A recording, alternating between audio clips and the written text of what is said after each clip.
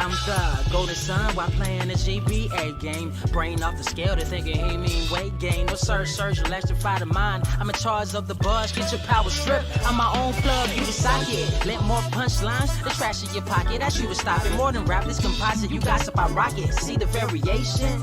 It don't matter black or white, bring the drama, Perry Mason. I'm adjacent to the destined, counting all my blessings while they selling their soul. No, you gotta be desperate like them housewives. Hear the real with my mouth wide, paths going north, but they still hear the south side in me. These rappers are actors who giving out Emmys. Find me a Denny's looking proud of their penny without an Oscar. I'ma lay it proper. Father, this sound ironic, didn't have a papa for most of my life. Foster home to home. Don't let me start. Comment tell me about real love. It starts in the heart, not the pants. Born without a chance. Probably met destiny plenty times and noticed when she glanced at me.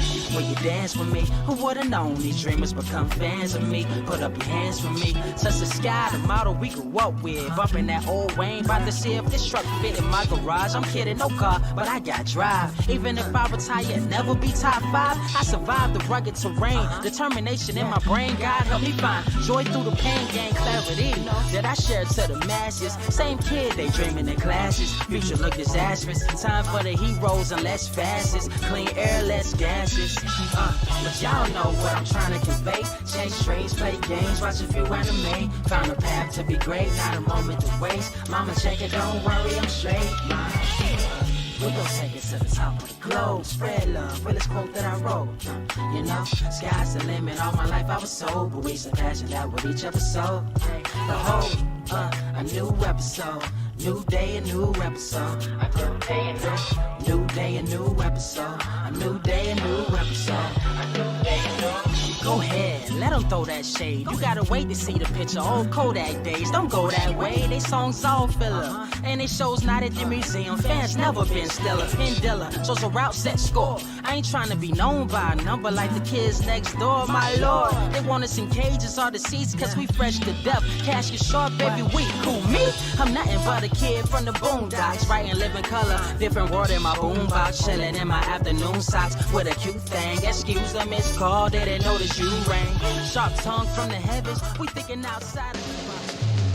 They call him Stoop Kid, never lead his steps. No one knows of his woes, cause he keeps to himself in seclusion. But me, I had to find out his story, so I sat by his stoop. He said his name's Corey. Told me how he used to be in love with a dame, but she left about as fast as she came. Said the sky's never been the same. Air's less fresh, chemtrails blanket the sky, and we compressed to a perfect world that we created within the mind. We blind to the truth as the days unwind. He finds happiness and watch the time go by. He asked, do you know why? Cause at least I'll know when we die. Society's engulfed in trends, and it's hard to find friends when your vision ain't the same through the lens. A cleanse what we need, but our pride won't accept it. Love's like a precious baby girl, and I'm wishing that we kept it. Neglected all our principles, kids laughing at me every day. How conventional, all one-dimensional. I wish I was invincible, I would just fly away. Aim for the sun, hope to land in a higher place. That's my escape from reality. Life is a dream, but it seems we've been sleeping in ravines. For now, I'ma chill with the ranting. Sit up on my stoop while the kids keep chanting. Stoop kids afraid to leave the stoop. Stoop kids afraid to leave the stoop. Stoop kids afraid to leave the stoop. Stoop kids afraid to leave the stoop. Stoop kids afraid to leave the stoop. Stoop kids afraid to leave the stoop. Stoop kids afraid to leave the stoop. Stoop kids afraid to leave the stoop. A tear rolls down his cheek. He asks, how did life become bleak? We used to seek joy, now we lost in translation of the language called money. I pity our generation. I told him I agree, but you looking at the downside. It's a bigger world outside the walls you hide, and I can guide you to a new state of mind if you let me. But hearts can't receive what the soul isn't ready for. Look, life is a metaphor, it's up to you to find a meaning. You can't stand for something if you steadily leaning on pillars of self-loathing. Imagine what you're missing in addition to beautiful life that you ain't even living. Places that you never been, people that you'll never meet. Happiness if you're willing to seek beyond the stoop of your seclusion, but really just a barrier to block away the image of a place much scarier called reality. Well, he stopped me mid-sentence, took a step down like a sinner doing penance. Said he wanna take a chance, thanks for the referral. Safe to say this boy's gonna finally leave the world, so stoop kids gonna leave it stoop kids. Are you ready? wonder why is grass only greener when it's fertilized. Gave them truth in these songs, they prefer to lies. Destiny beautiful, adrift in her purple lies. You can't see me, you Stevie, wondering how I reach more evolutions than Evie and make it look easy. Dream on, yeah. Dream on, dream weaver. Dream weaver.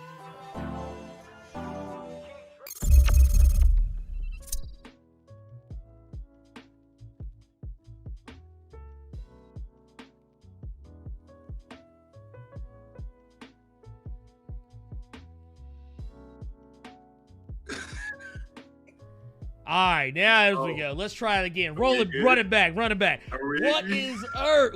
What is up, Earth's mightiest subscribers? God damn it! Don't play with me. Woo! Don't play with me today. I wouldn't even been mad at you had you hit that intro back up. Look, actually, I actually started to. Oh, let me hold. Wait. We gotta. Hold on, wait a minute. Oh wait, I gotta get you in here real quick, cause let's see, I gotta put you on. Apparently, I had it set for Twitch last night, but I didn't fix it for later. Mm-hmm. Here, let me see. Here, give me some volume. Let me see if we can. Nah, wait a minute. Nope. See. Now you gotta hit the whole intro back. I gotta. You know what? We just gotta start this whole thing over again. Apparently, we just gotta start this whole thing over. Fuck it. Look. You know what? I'm about to hit the. Look, I was for real. I had my finger on the goddamn button. I want you to know. Oh, wait a minute. You know what? I know what the problem is. Hold up. I know exactly what the problem is. You know what? I was messing around with some stuff. And this is why we don't let Ernie mess with shit. We don't let Ernie mess with nothing. You know what I'm saying? Here, try down.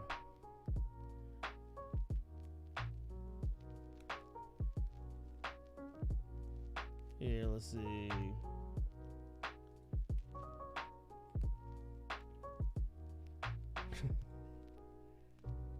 Nah, that ain't it. Nah,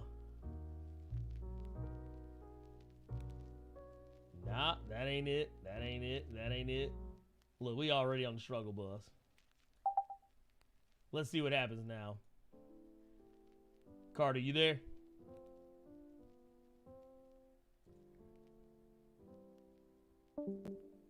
Oh, wait. That wasn't me this time. It was Discord. This is absolutely a part of the gag reel. That's exactly what this is. That was what it was? Okay, cool. Yeah, this is absolutely part of the gag reel. Like, absolutely. Okay, cool. That works. I'm fine with that. Anyway. Goddamn. Look, that's a sign, though. That's a sign. Anyway, man, we're in this motherfucker. Let's go. We are. Yes, we are. Okay, so we actually could officially start the show. This is what happens when Ernie tries to change shit up. Mm-hmm. When Ernie tries to uplift the show. Yeah. Look, wait a minute. Y'all fucking around. Look, watch this right here.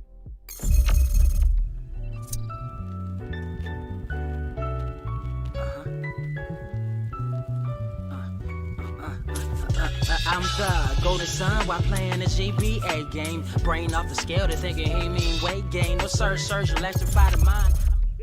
Psych, I'm playing.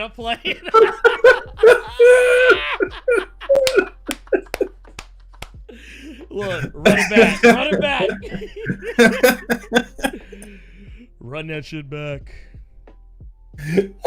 Look, I apologize. Okay, hold on, wait a minute. Let me quit playing around.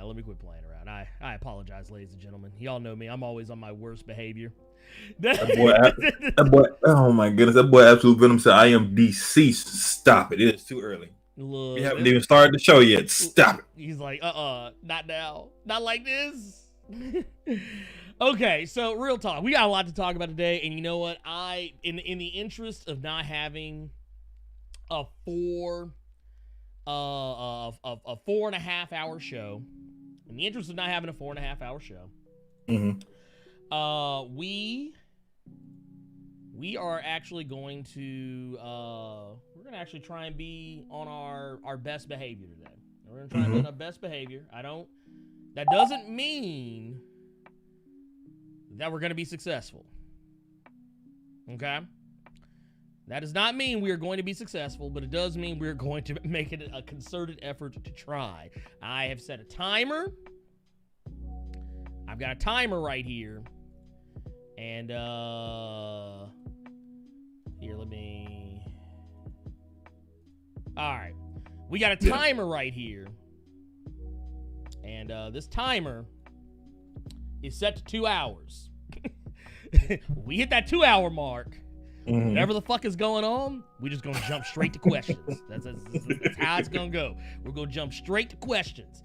Anyway, let's go back. I want to see who all the fuck is up in this motherfucker. Who all up in this bitch? Up in this burgerless motherfucker. Let's see here. We got Justin McKinney up here, downtown, Clanny Brown, Geronimo Smith, Elevation Allah, Drell Boza up in here, BS Filter. We got TJ Youssef, Gilliphile. Got C3 Comics up in the goddamn building. Just Another Monster, Anansi the Spider. Who else we got here? Absolute Venom. Gots to go get him. Losersaurs. Bart Allen. Oh, wait. Bart Allen's in this motherfucker. God right? Damn, I thought that motherfucker was still trapped in the Speed Force. What's really going on?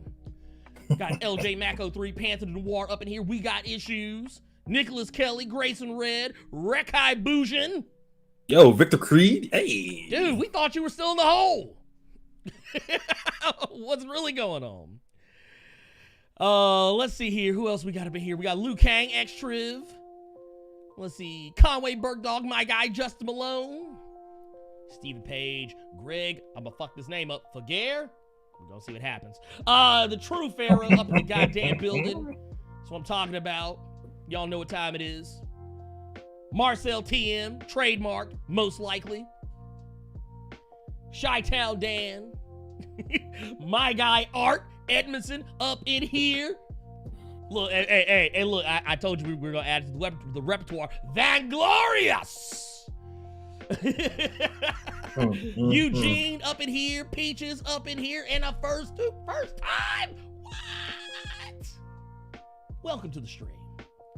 Got Inferno Fireboy up in here. NF2 Customs, what's good? Look, all right, look, y'all know what time it is. So look, I'm hitting the goddamn button. Cause I'm going into macho man mode. Cause I want you to know I'm serious. Let's see here. I'm gonna hit the button. We got a lot to talk about today. Real quick, I do want to give shout out where shout outs are due. Cause we do got a new patron in the building. Yes. Marquee High in here, new patron. Want to give shout outs. So let's go ahead and do it. Okay, we're not standing on ceremony here. Y'all know what time it is. Y'all know what's going on here. Lord have mercy, DC Comics. Look, do I need to get the Prince music? Dearly beloved, we're gathered here today to talk about a thing called DC. Because DC Comics just got laid out like carpet. Man. DC. Okay, so full disclosure. So this actually happened Monday. Monday afternoon. Fantastic Frank and I we were literally closing down the first Just Us League live stream. And sure as shit, this motherfucker came out the gate talking about some. Oh, by the way, yeah, DC done fucked up. Yeah. Or rather, AT&T is shutting shit down. Y'all know AT&T owns DC Comics by virtue of owning other companies that own DC Comics. They own Warner Brothers, WarnerMedia, all that good stuff. And apparently, AT&T has a shit ton of debt, or WarnerMedia more specifically, and they're trying to get rid of it. And it's apparently in the billions. And when I say billions, I think it's in the 100 billions. Yeah. And it ain't looking good for nobody. By the way, let me split this up. Almost forgot. I gotta get my boy in here. Cloaked in shadows. So real talk. Yeah. So basically what they did is it's basically DC Entertainment that took the hit. DC Entertainment took the hit. A lot of its projects and shows and whatnot were kind of shuttered, though we do have some confirmation that's not entirely true.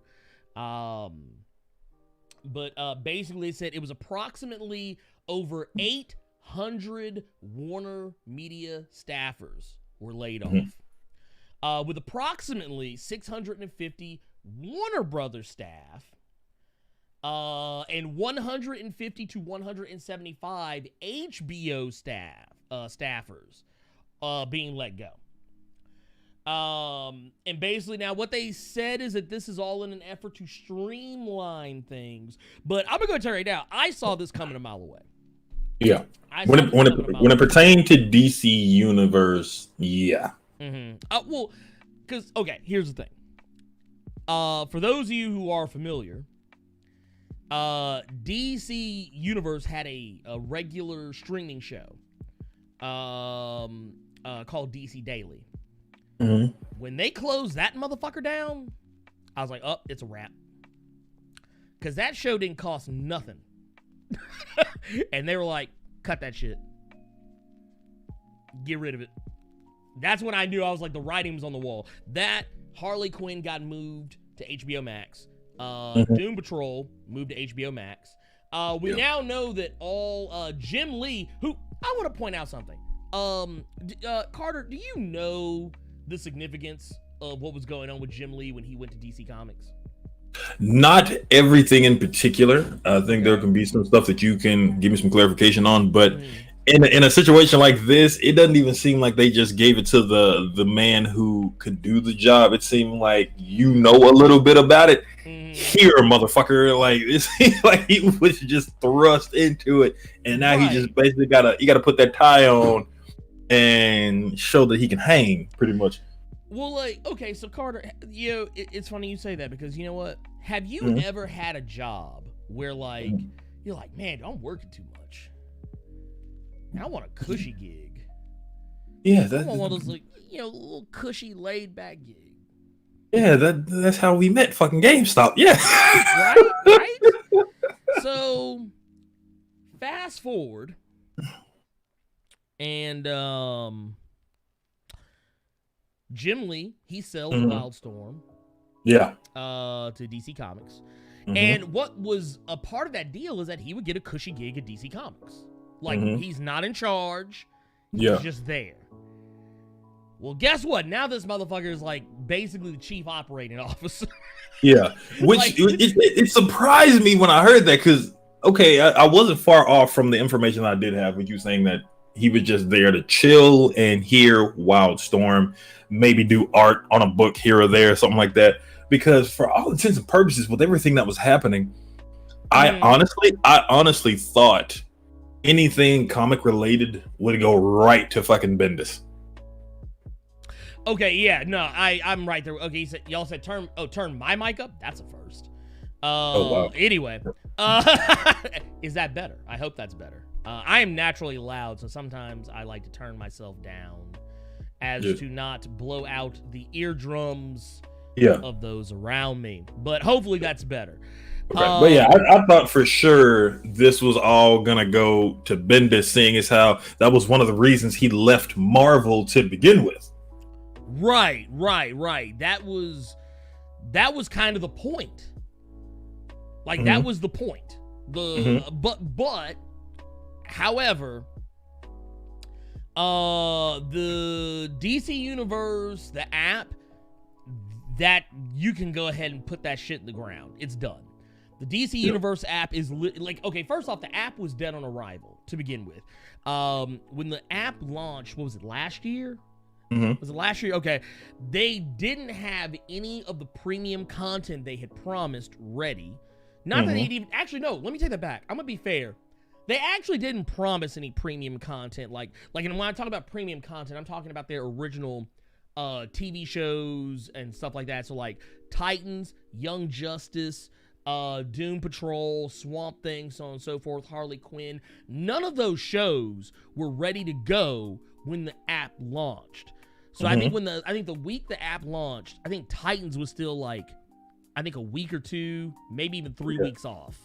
Yeah. So it was like basically you had to struggle to find shit to do on the app. I mean, yeah, you could read comics on it, which I mean that was fine, but most of the comics they had, I'd either already read or I'd probably owned. So it's like, I'm good. The one thing they had was like, you could watch Batman the animated series for the umpteenth, 11 millionth time. Yeah. Then Static Shock, Justice League Unlimited. You could go back and did they have season 1 and 2 of Young Justice on there? I couldn't remember. Not yet. That was the thing with Static Shock and Batman the Animated Series as well, is they didn't even have the full. There were episodes missing and they were out of order when the app came out. That's why we can't fool with DC anymore. That's why we can't fool with DC anymore. So yeah, it's bad. It is bad. And here's the thing you got to look at. Okay, so yes, DC is in some trouble, and it's not just the DC universe, DC Entertainment stuff either. Now we have, like, once again, I do want to make sure that I point out that one benefit of all this is that yes, the shows like what was it, like Doom Patrol, Harley Quinn, Titans, Young Justice, all the original content the DC universe was springing out, those will be moved to HBO Max. And I want to believe they also said whatever stuff was streaming on DC Universe will also be moved over to HBO Max. Some of that stuff's already there. Yeah, some of it's already made the transition when you weren't looking, because Harley Quinn completely caught me off guard. They came out with some kind of statement, just something along the lines of, we think that content like this would be a great fit for the HBO Max platform, which is code for, we knew this shit was going under, so let's go ahead and put it over here. Right. Now, here's the thing. WB Games, Warner Brothers Games, keep in mind, we were I don't think we actually talked about it on the show proper, but the rumor around the campfire was that Microsoft was looking to buy Warner Brothers WB Games. And for those who don't know, I like it, and I think this should go without saying. Like, but you should automatically know right off the rip that WB Interactive, of course, yes, they make the Batman games, all of technically Batman Arkham, even though technically WB pretty much publishes those games. Like, they don't necessarily make them per se, but like Rocksteady is technically the dev for the majority of the Arkham games, minus Origins. We did talk about this on a Blerd Cave a while back, because the one thing that people were really looking at was the fact that NetherRealm Studios is a part of that. What's gonna happen? Yeah, what's gonna happen with MK? What's gonna happen with Injustice? And we all know how Ed Boon feels about Microsoft, so that and if you don't know, he's not fond of them. He'd have found a way to break that contract. But yeah, all your Mortal Kombat, your Lord of the Rings, your a lot of your actually I want to say they do the Lego games too, if I'm not mistaken. What else? They have some other properties that I'm not thinking about, but basically what you need to know is games you likely give a shit about. So yeah, that said, that was on the table, but for whatever reason, AT&T took it off the chopping block. because it was kind of an either or. It was like, okay, we can either get rid of WB Games or we could cut this entertainment shit. We don't need all these entertainment wings. We just need, one, like maybe one or two good solid ones. We can either cut WB Games, sell it to somebody, or we can cancel this shit over here. And basically what they decided to do was cancel this shit over here. But word is WB Games isn't safe yet. AT&T has come out and said that we'll fuck around and sell that shit if the price is right. If Bob Barker shows up and you hear that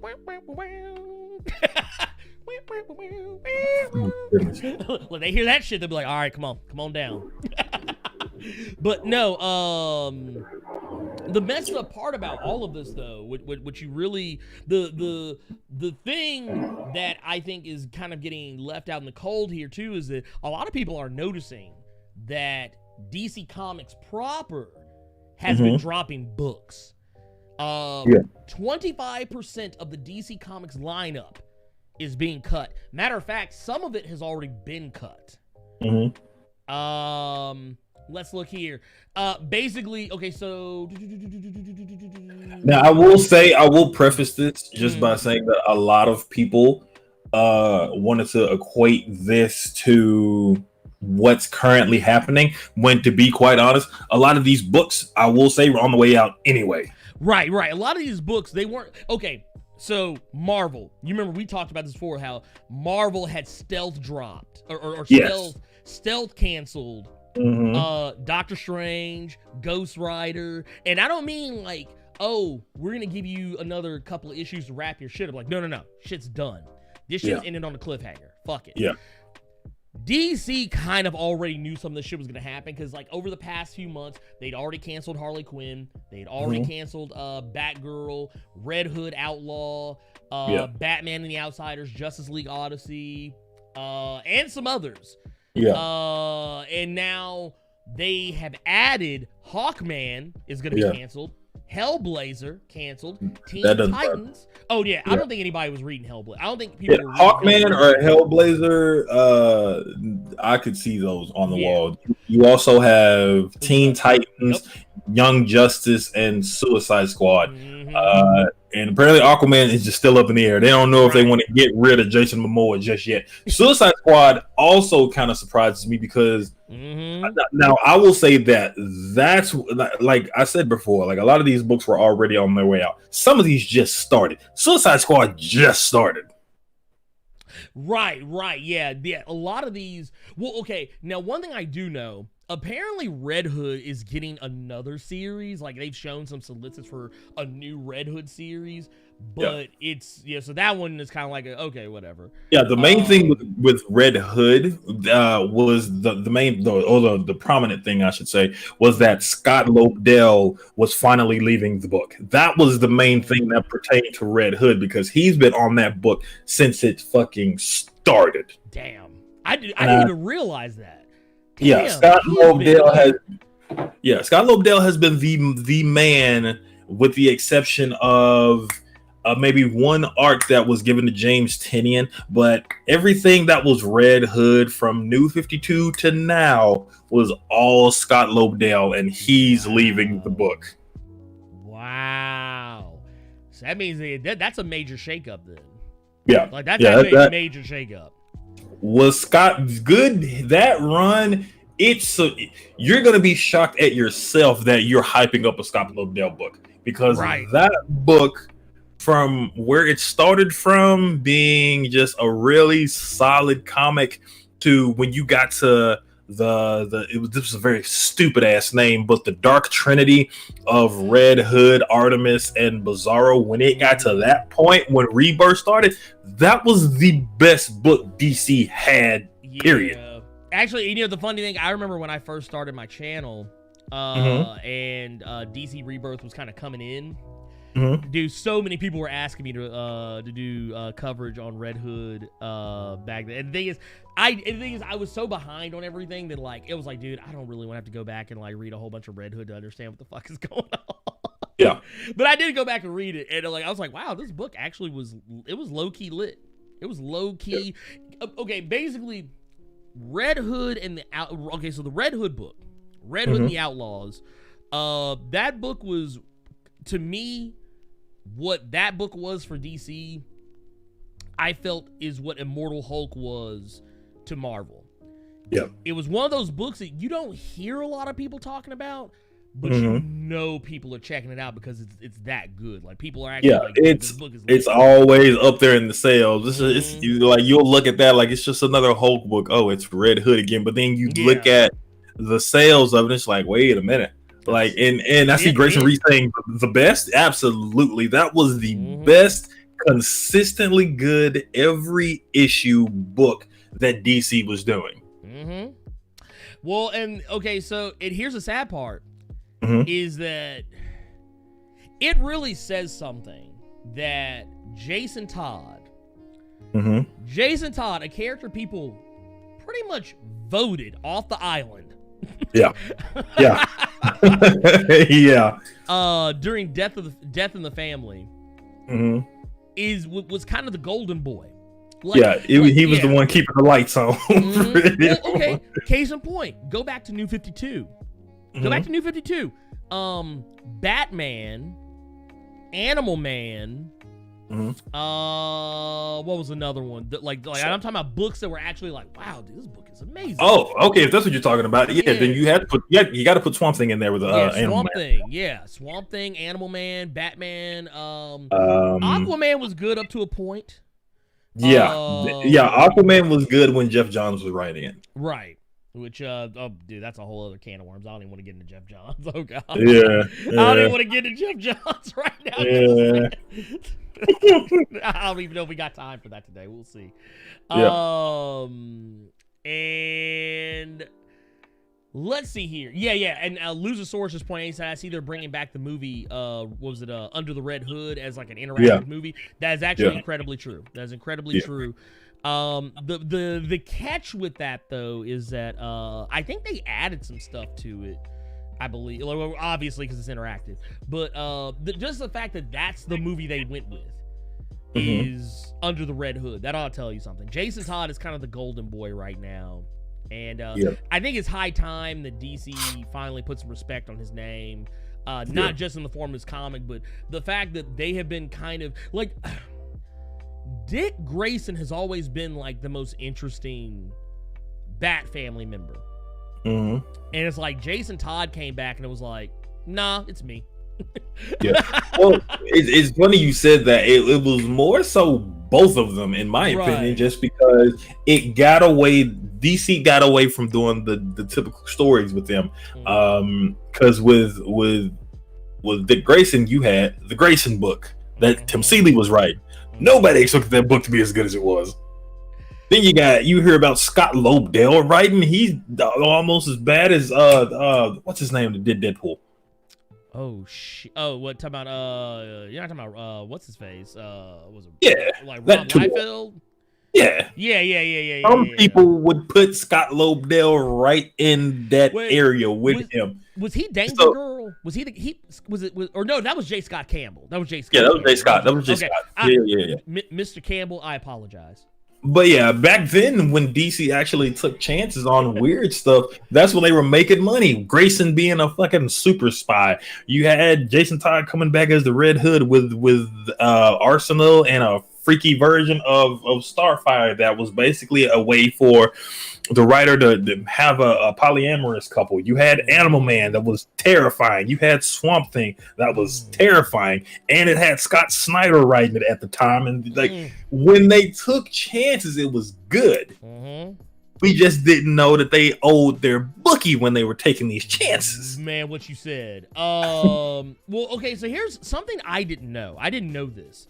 Apparently, the reason why DC Comics has so much overhead as opposed to, say, Marvel or any other publisher, apparently, I think, is it a Burbank studio that they have? Like, apparently, they have this crazy studio that, like, apparently has a ridiculous overhead on it. So basically, like, when their sales aren't hitting right, like where studios like even Boom or IDW or even like Image or Valiant would normally be like, oh man, dude, this is man, money ain't coming through like it should be. They would still be able to stay the course, as opposed to DC, where that's why DC is always making these cuts, because they have ridiculous overhead. And that's one of the reasons why AT&T has been going after DC hard body like they have been, is because of that overhead. So they're trying to break this money down.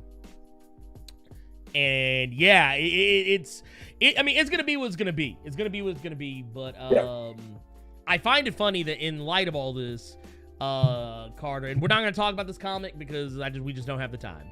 Yeah. But I just find it funny. We're canceling books, but we got time for one more Batman title. We got time for another. Like, wait a minute. Look, I bet you at DC Comics, I guarantee you. I guarantee you they probably, when they cancel a book, they're like, all right, well, how many books we canceling? Well, I think we're gonna let's cancel 3 Justice League books. We'll cancel both Titans books. Let's cancel we got how many Batman books we got? We got 8, sir. 8? That's all. Exactly. That's all. Like, you get rid of the books that aren't selling only to make another Batman title that isn't selling that you think is going to sell. Like, come on now. Yeah, no, you gotta do better. You gotta do better. Was it Michael Raleigh said I wonder how they feel about the DC distribution service. I don't think they're a fan. Yeah. I don't think they're a fan. More power to Jim Lee. I hope he can get it turned around. I'm still surprised. Honestly, I think even he might go to Bendis, because he wasn't expecting this at all. Well, okay, so man, you know what I'm afraid of with all these cuts. I really hope nothing happens to Young Animal. I really do. I really hope nothing happens to Young Animal, because there are some good books there. Hey, by the way, we got us a super chat from my guy, Big Michael Raleigh, aka Salt and Sea. What's going on? Says always time for Batman. Oh god, hold on, let me bring this up a little bit, because I want to. Here, let's see. There we go. Yeah, bring that up a little bit. Okay. Yeah, thank you for that $5 super chat, my guy, dude. Which, by the way, friend of the channel. Yeah, yes. Awesome dude. Matter of fact, here, you know what? We're gonna do this because it's my show. I do whatever the fuck I want. Last night, we raided Salt and Sea last night after the stream. Last night. Yes, we did. He was playing that Man of Medan, which is something I'm actually gonna try and get into eventually. I've been sitting on it for a while, but watching him play last night was like, man, I'm getting the itch. Let's go. Yeah. But yeah, y'all make sure to go check it out. Check out my guy. Awesome Twitch streamer, good vibes, good personality, just all around good dude. Just putting it out there. That would have been a gangster segue, because of a certain actor that is in Man of Medan that's gonna be on a show we talking about later. Dude, I just thought about that. I fucked it up. I fucked it up. A gangster segue. Dude, it would have been like, oh, by the way, y'all know who's gonna be in the. I mean, look, I'm actually thinking about it now. I'm like, man, can we go ahead and switch over? But Luzosaurus, I see you saying that you hope nothing happens to the Sandman universe, because those series of books is so slept on. Where they're getting rid of Constantine. Yeah, they're getting rid of Constantine. Gone. Yeah, he's gone. Constantine's out the door. Constantine hasn't been okay since they canceled the original long-standing book. They tried to incorporate him into DC and then backpedaled on that, and then they tried to do the Sandman thing. He hasn't gotten a steady ground since they got rid of that OG book, but Hellblazer is one of the books that is going, so I don't see a lot of the other books surviving that. Nah. Honestly, you have to put Constantine on Black Label. You have to leave Constantine the fuck alone, is what you do, and let the man who's writing him write him. Well, because Constantine's not good. He's not good, clean, and wholesome. Yeah. He's not good, clean, and wholesome entertainment. He's a character who basically, have you ever watched, if anyone's watched the show, and of course, I could just as easily have cited the Constantine television series or the Constantine movie or even Constantine on Legends of Tomorrow, but even those aren't even entirely 100% accurate representations of Constantine. However, if you watch the Amazon Prime series Good Omens, the character that David Tennant plays, that is a more accurate representation of Constantine than anything I've ever seen. And he's not even playing Constantine. He's not even playing Constantine. But that is what I would I implore you, actually, if you are a fan of like Hellblazer and you have not seen Good Omens, if you have Amazon Prime, you owe it to yourself to watch Good Omens. It is very fucking good. And just to go back to your point when it came to Young Animal, I think Young Animal will be a fine because Young Animal, it's like if you're like a pop-up shop. Yeah. Like Young Animal will come out with a couple of books for a little bit, and then you won't hear from it for a couple months. Right. And then Gerard Way will come out with another little pop-up of books, and then it's gone. So I think Young Animal will be fine. Vertigo, I don't know. Black Label, I don't know. So none of us know right now. I'm about to say, because most pretty much Vertigo got folded into Black Label. So yeah, Vertigo been gone. For the most part. Pretty much anything that was Vertigo pretty much has like Black Label on it now. But the thing is, Black Label ain't safe. It's not safe because, I mean, shit, they still got a book that Three Jokers they've been talking about was supposed to be out like over a year ago, almost 2 years ago. It still hadn't dropped. Yeah, I think it's supposed to be coming out like in the next week or so. I look, until I actually see it physically, I physically see it, it doesn't exist to me. Yeah, you had Three Jokers. You had the whole Batman White Knight universe of books that was going to come out from Comics Gator, Sean Gordon Murphy. Like, noted Comics Gator. look, Sean Gordon Murphy. I'm over to go pull up. People like, man, y'all better stop throwing me in with that shit. I just love the fact that motherfuckers hang out. I love the people they kick it and work with folks that are in Comicsgate, and then when you point like, hey, you fucking with Comicsgate, I didn't know, motherfucker, you knew. Yeah. I don't care if you don't hang out on the internet. You know when a motherfucker's on some suspect shit.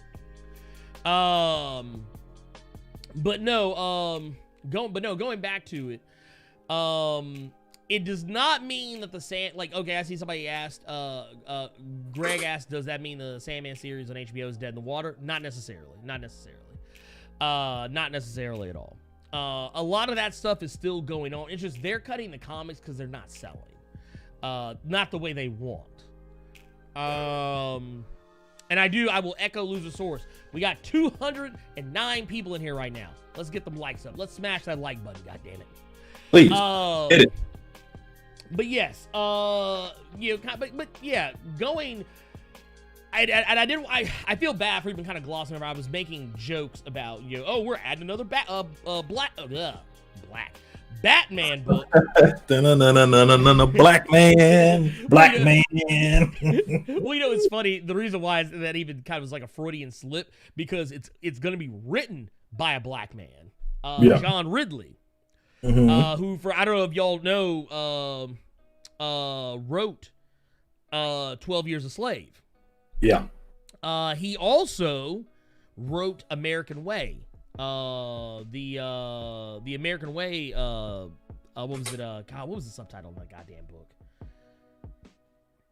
I do not remember it to save my life because I was literally looking at it the other day. But anyway, if you ever read American Way, you are going to be familiar with him. But he is going to be the one that's helming the Batman series that is supposed to be it's not even a long one. It's only going to be like a 5-issue series, but I didn't want to like gloss over it because we got to support we got to support our black creators, our black writers, artists, so on and so forth because we don't, who will.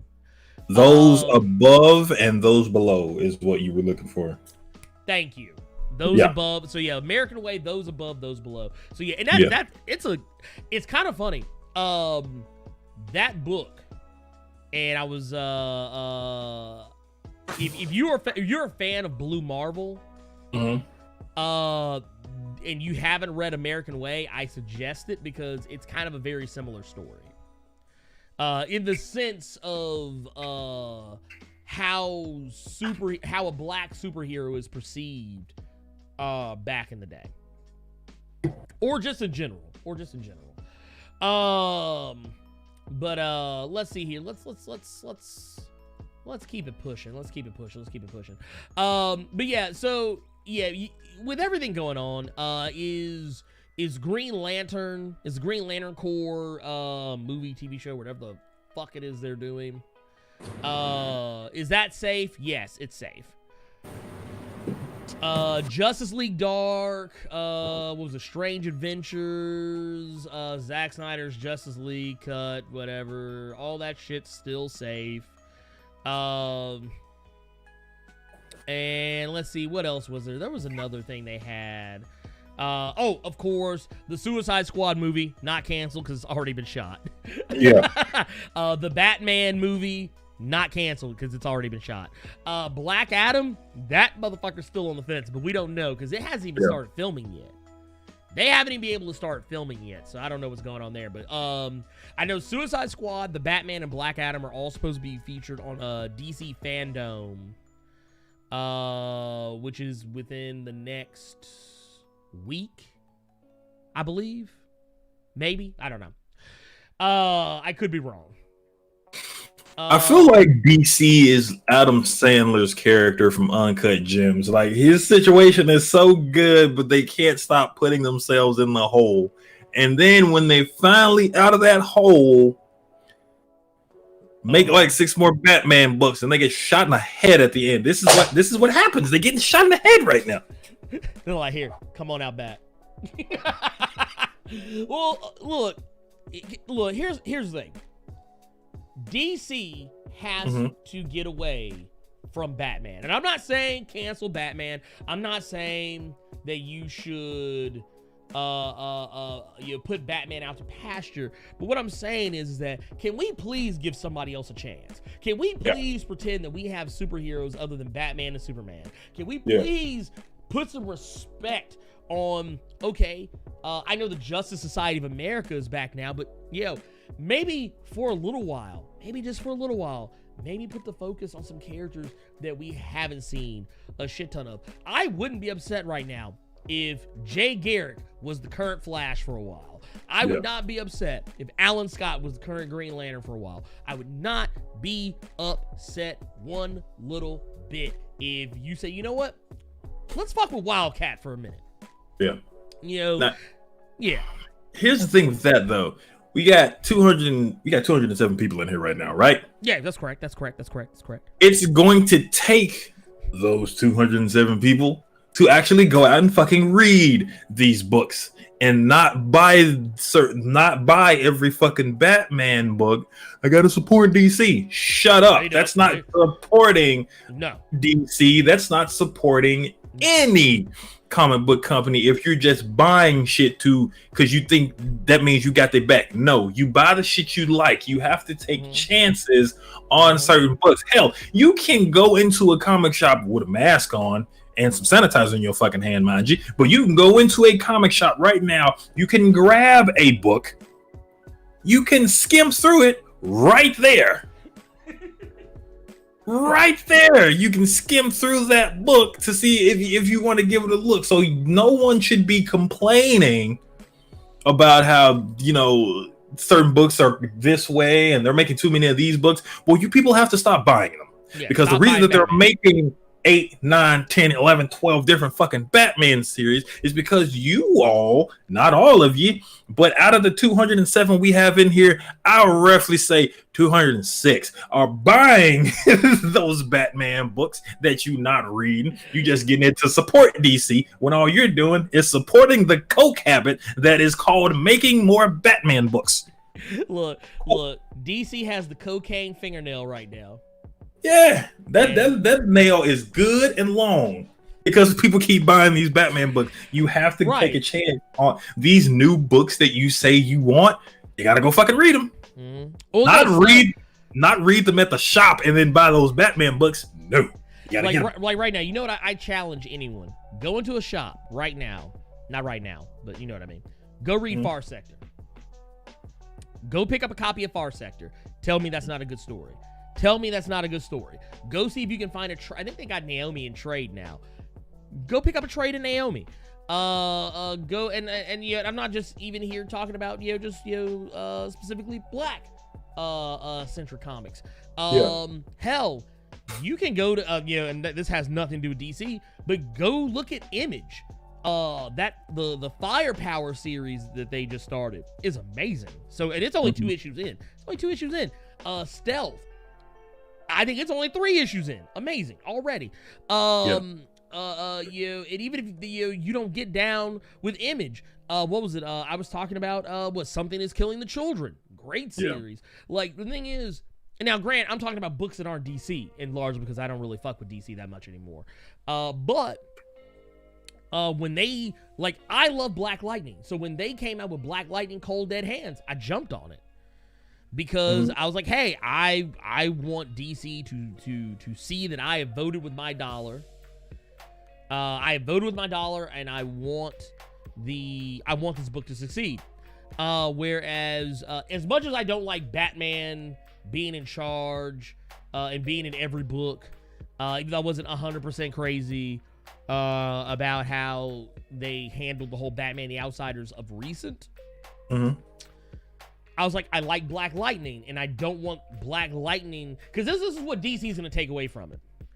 They're not going to take away from it, oh, well, this book isn't doing well because they're not going to be like, oh, it's too much Batman. You know what they're going to do is, they're going to say, people probably just don't connect with Black Lightning. Exactly. That's what they're going to say. That's what DC's going to say, because that's what DC always does. DC never takes the actual lesson from the failure. They just perceive what they think is the issue. Like right now, I guarantee you, if you could sit in the room right at that moment where DC made the decision to cut Batman the Outsiders, I guarantee you, Batman's name was not brought up as the reason why. Yeah. If you all continuously buy a book with Batman in it, they're going to say that it's because of Batman. Period. Yeah, it doesn't matter who else is in it. It doesn't matter Black Lightning, Katana, the Signal, Duke Thomas, whatever the fuck. That don't matter. Here, let's see here. We got us a super chat here. This one's Tubes says, I want my Static Shock Rebirth on Earth M. I want my Silence the Book back, my Terrifics, my Justice League Odyssey, my Sideways, and say what you want about it, my Young Justice. I agree. I agree wholeheartedly. I'm right there with you, Tubes. I'm right there with you. And thank you for that $10 super chat, by the way. I'm right there with you. Because, okay, case in point. I'm glad Tubes brought this up. He brought up Earth M. Okay, so when those books, when they launch, and actually, I'm actually more terrified now they won't launch, because if DC's already cutting shit, Earth M might be one of the next ones before it even gets out the gate. So... because even though technically, it's Milestone, they're still publishing through DC Comics. Yeah. That ain't changed. But my thing is, when these comics came out, Sideways, I was like, dude, Sideways is lit. It's basically Spider-Man, but with a different power set and a different personality, different outlook.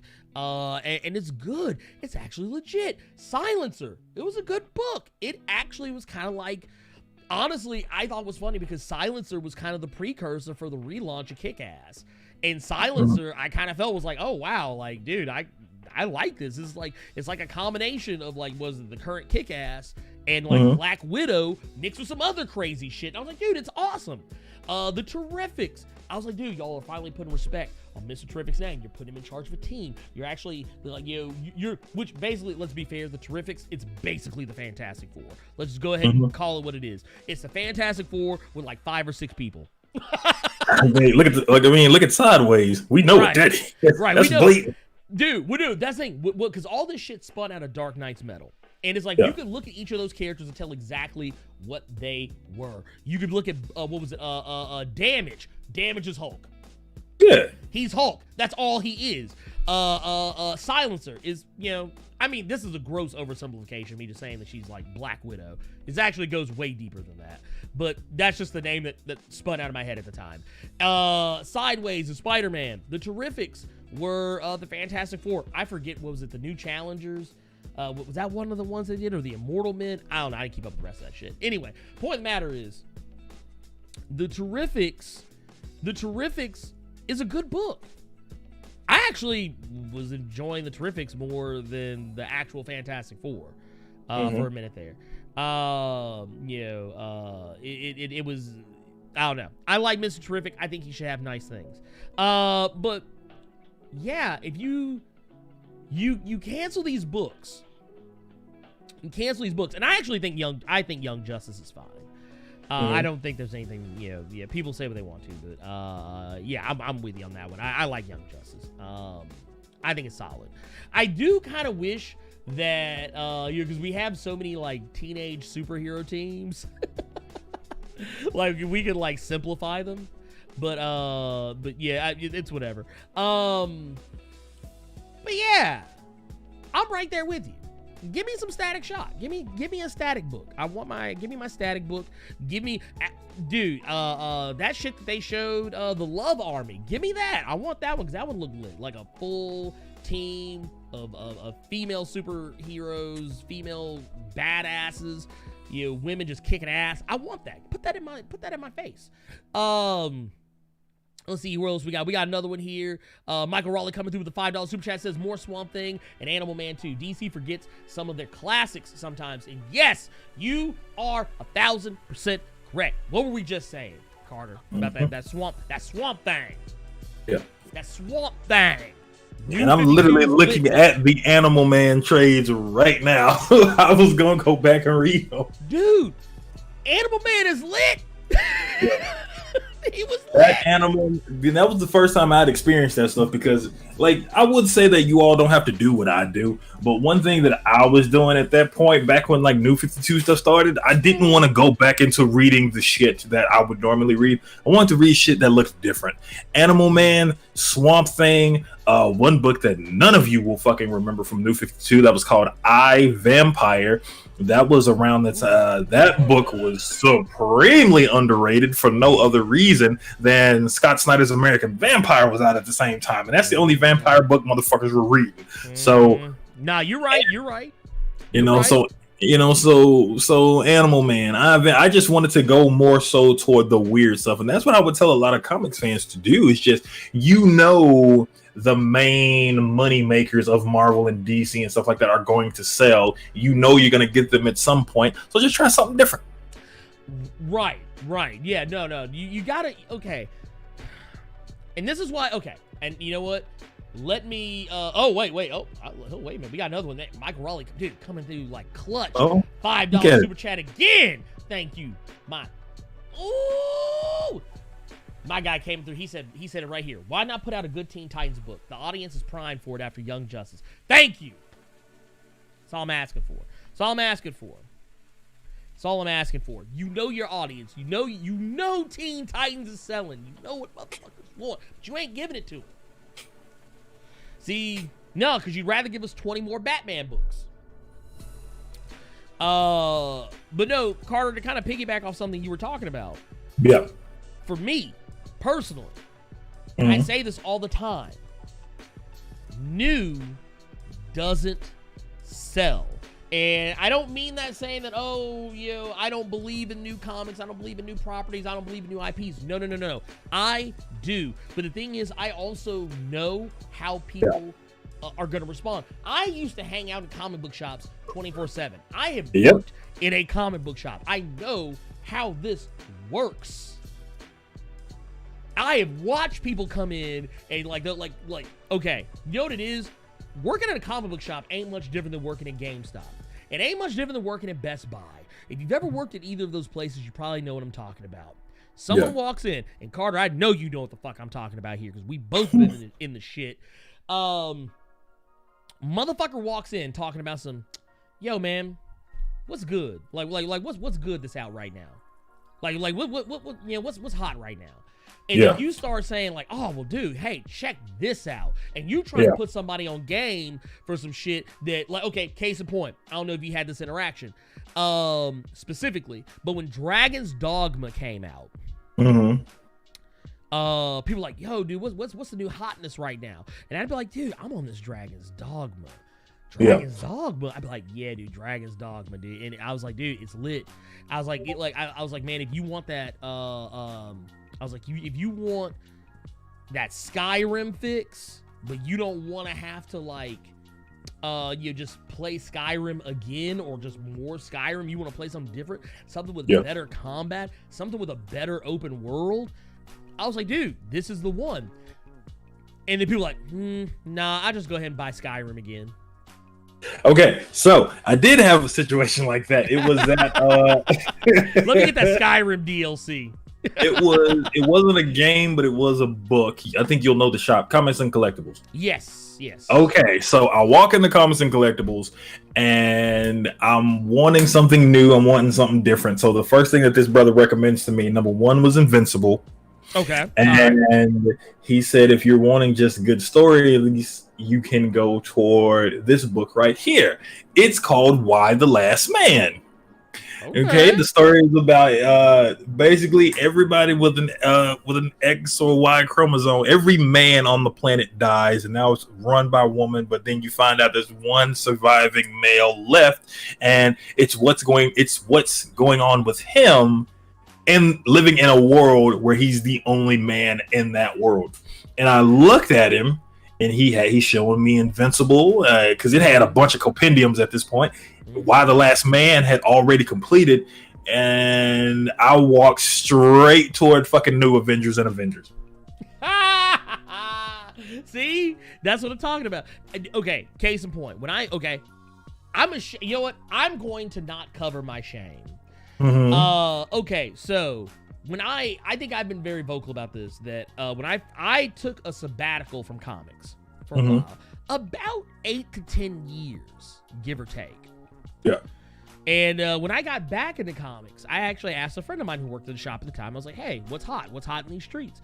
Yo, what's good, pimp? And he was like, hey, dude, check out this Deadly Class. Check out Bitch Planet. Check out, what was another one he threw at me? He threw God Country. Which, y'all know me. I talk about God Country all the goddamn time. He was throwing out all these, these books. And then at one point, while he was talking, mid conversation, you know what I went and did? Picked up Batman. Yeah. The part that trips me out about mine is just like he showed me, I forgot it, I just thought about it now, but he showed me Why the Last Man, he showed me Invincible, and then he shows me the one book that I swear to you by every time. He showed me fucking Saga. Damn. And I'm looking at it. That was another one that was recommended me, was Saga. Yep. Yeah, and I'm just looking at it, and I'm just like, no, I'm gonna go see what this Hickman Avengers is on. Let me go see what Batman's talking about right now. And I had to get out of that train of thought, and then when I got out of that train of thought, I bought those books, and those are the best damn books I've read in years. But we've all been there. It's just you have to want to go to do something different. Oh yeah, no, same, like because. Yeah, the same shit. Like I just said, God Country. Y'all know how much I talk about God Country. Y'all know how much I gush about God Country. Baby Teeth. Y'all know how much I gush about Baby Teeth.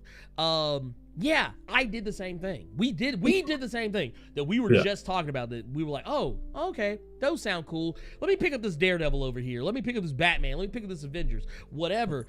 The thing is, yeah, familiarity. Definitely. You're always going to kind of want to lean towards familiarity because you're not having to take as much of a chance. But my thing is, I think you should take a chance because that's how I discovered Stealth. I just picked up Stealth. I was like, dude, what's this Darkhawk looking motherfucker on this cover? Like, what's this all about? Thumb through a couple of pages, like, I don't know what's really going on here. I hit that last page. I was like, I closed the book immediately, put it on my stack. What was it? Firepower. Actually, the only reason I gave Firepower a chance is because they had a preview for it in the back of Stealth. So yeah, I mean, like I said, I mean, it may sound like it's like, oh, well, y'all make it sound like it's so easy. No, it's not. You have to reprogram yourself. Oh, was it Pepe Soria? It's called Dragon's Dogma. Dragon's Dogma is the name of the game. It's truth be told, it's actually closer to Dark Souls than it is Skyrim. But I think actually that's the game that made me warm up to Dark Souls, if that helps. Because the game is not easy. It's not difficult either, but the game doesn't hold your hand. Like, it doesn't, like, oh, here's a tutorial every 10 seconds. Like, no, the game's like, here you go, have fun. Oh, you're fighting a chimera now. Great. Say, do not, if you play that game, do not, and I repeat, do not, under any circumstances, if you've never played that shit before, don't you take your ass outside at night. Ooh, I knew you were about to say that shit. I knew you were about to say that. Dude, because I learned that shit the hard way. Don't you dare take your ass outside at night. Dude, if you go out at night, especially if you ain't got no lantern, you ain't gonna be able to see shit. Nothing. Like, the game, it's serious. The game is serious. You gonna hear scratches and hollering. That's all because you can't see shit. You gonna hear hollering and scratching. Yes. Dude, I'm just gonna be honest with you. It is what it is. Now, one thing I do want to say is, because we got some super chats in here too. Some super chats. Tubes1 says, Gail Simone's The Movement. Supers fighting cops. Dude, oh my God. I forgot about The Movement. Thank you, Tubes. First off, thank you for that $2 super chat. And thank you for reminding me about The Movement. That series. And I'm going to go ahead and say something right now. Gail Simone. I see some people talking spicy about Gail Simone on Twitter sometimes. I'm like, y'all need to follow up off my girl Gail. Gail is an ally. Gail be out here stomping for motherfuckers. So yeah, no, y'all better leave Gail alone, because Gail about that life. Let me go ahead and tell y'all right now. And then let's see here. My dog, Conway Berg Dog, coming through with a $4.99 super chat, says just because. But stop hating on Batman. He has so many books, doggone it.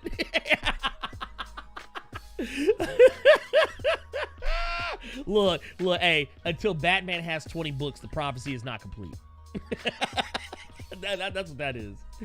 But no, like I said, I'm not hating on Batman. I don't hate Batman. I think Batman is just oversaturated. I think we need to scale Batman back. I tell the story all the time. There was one week I walked into a comic shop. Batman was on the cover of no less than 9 different comics. He was on the cover of Batman. He was on the cover of Detective Comics. He was on the cover of, what was it, Batman, it was Justice League. Justice League of America. He was on the cover. Dark Knight's Metal was running at that time, so he was also on the cover of that. And there were like several of the books that he was on the cover. I was like, dude, can we please like get Batman the fuck out of here for a minute? That boy was on 3 Justice League teams. You had JLA, you had regular Justice League, then you had Justice League International. That's the one people forget of. Yeah, Justice League International. Yep. Then you had Batman, and you had Batman and Robin, then you had Batman and the Outsiders, and then you had, oh my God, Batman, and then you had Batman and the Birds of Prey. What? It's like, wait a minute. Batman and the Birds of Prey? Cut that shit off.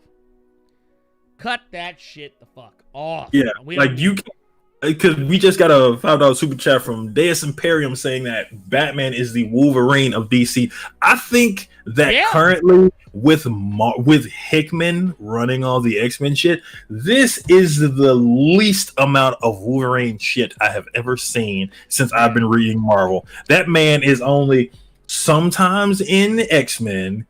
He's prominent in X-Force, and he has his own book. That man is only in really 2 books. Well, no, and that's the thing. Wolverine's actually taken a backseat. It's actually been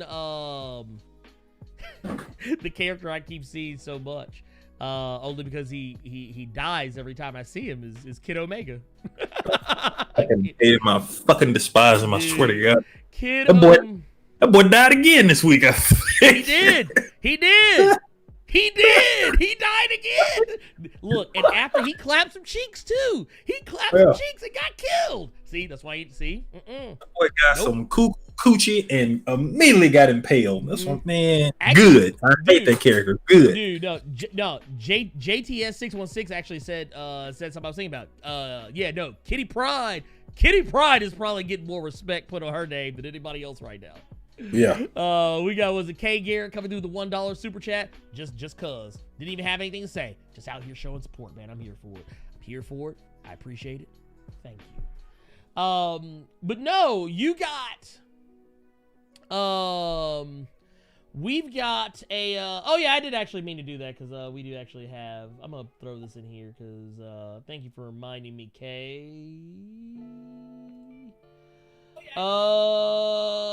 We're putting the Discord link up for generate copy. There we go. Okay. Here you guys go. I'm dropping it in there right now. I kind of, wait a minute. Did I not? Oh, wait a minute. Here, let me do it this way. Let me see if it'll let me do it here. There you go. Okay, cool. All right. Okay. For whatever reason, it wouldn't let me do it at first. Now it's like, there you go. But yeah, that link will be good till this time tomorrow. But yeah, if y'all got questions, if you're in the part of the Discord, make sure to go put your questions in the question section of the Discord. There's a little section. It just has a little question mark next to it. It says questions. Those questions are for the show. They're not questions to ask and be answered by other people. Just want to make sure y'all know that. We've had that issue. So, Ernie, do you want to talk about Avatar? Ooh, okay, look. All right, let me be clear when we talk about this shit.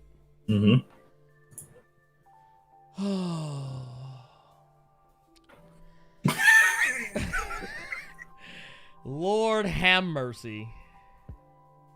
Okay, fuck it. We're gonna talk about this shit, but I don't want to spend a lot of time on it.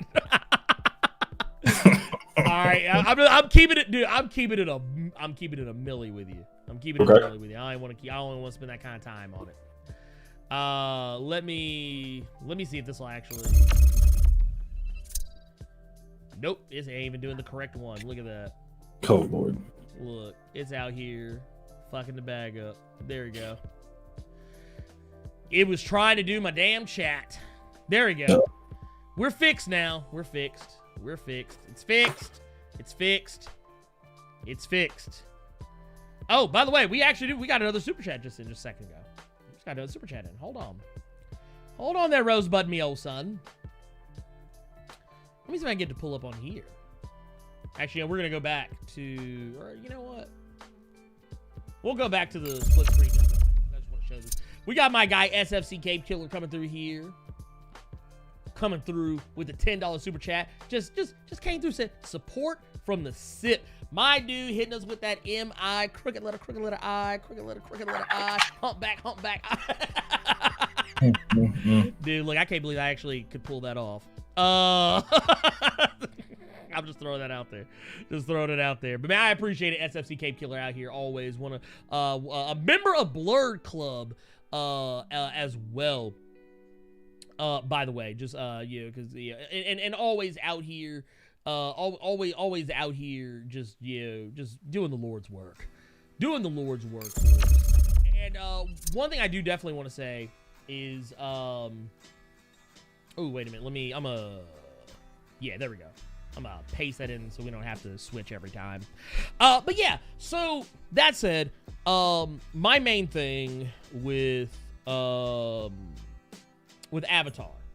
My main thing with Avatar is that I've been very open about the fact I don't have the same nostalgia for Avatar that everybody else does. Because it came along in a time where I just didn't fucking care. I've seen it. I haven't seen it in its entirety, but I've watched enough of it to know that it is a good series. It's one of those that I haven't taken the 100% plunge with. But Netflix and I guess the co-creator of Avatar, The Last Airbender, actually I want to say both creators, they basically said, we out, fam. Y'all know there was supposed to be a live action Avatar series, wasn't it? Yeah. So a live just action, to get that M. Night taste out of people's mouths finally. Oh Lord. Well, apparently that taste may come back, or maybe worse, because Michael Dante DiMartino and Brian Konietzko, they have left the Netflix live action adaptation over creative differences. Basically going on to say, this is actually a quote from Michael Dante DiMartino saying that whatever ends up on screen, it will not be what Brian and I had envisioned or intended to make. So apparently Netflix was not feeling whatever it was they were coming up with, and for better or worse, I don't know what that means, but a lot of people are upset. They're concerned, and probably rightfully so. Oh, hey, look, we got another one in here. Let's see if this will pull up. Yep. Losersaurus coming through saying, just showing love to my OGs. Ernie and Carter keep spitting facts. Y'all ain't missing. Love y'all, Blerd Koa. Thank you. Appreciate it. By the way, real quick, before we jump back in this, I do want to say shout outs to my guy Losersaurus, who by the way ran that Fall Guys with us the other day in the Discord. And I think it was his first time actually jumping in voice chat. So I want to say big ups to the homie, Losersaurus. Thank you again for that $5 super chat. You are one of Blerd Koa's finest. One of the elite. Thank you. Always out here showing support for you, guy. And like I said, can't overstate it enough. But yes, let's carry on here with this Avatar. So the one thing that kind of stuck out to me was when the creators said that when we signed on to the project in 2018, we were hired as executive producers and showrunners. Netflix said that it was committed to honoring our vision for this retelling and to supporting us on creating this series. And unfortunately, things did not go as we hoped. So here's the thing. I have seen several times where in a situation like this, you would always blame the mega corporations because this had to be their fault. Right. But just to kind of play those advocates for a second, are we sure? Because here's the thing. I think, and now this is absolutely just my opinion or something, but what the creator originally wanted to do does not always end up being a good product at the end. No. You know, you have to have someone there to move your hand off the hot stove. That's a really old phrasing, but like, let's look at, you brought up Kick-Ass earlier. Let's look at that. Do we really think that many people would have gone to see that movie if it was just like it was in the comic? Oh God, yeah. You know what I mean? Do we really think people would be watching The Boys if it was exactly how it was in the comic? No.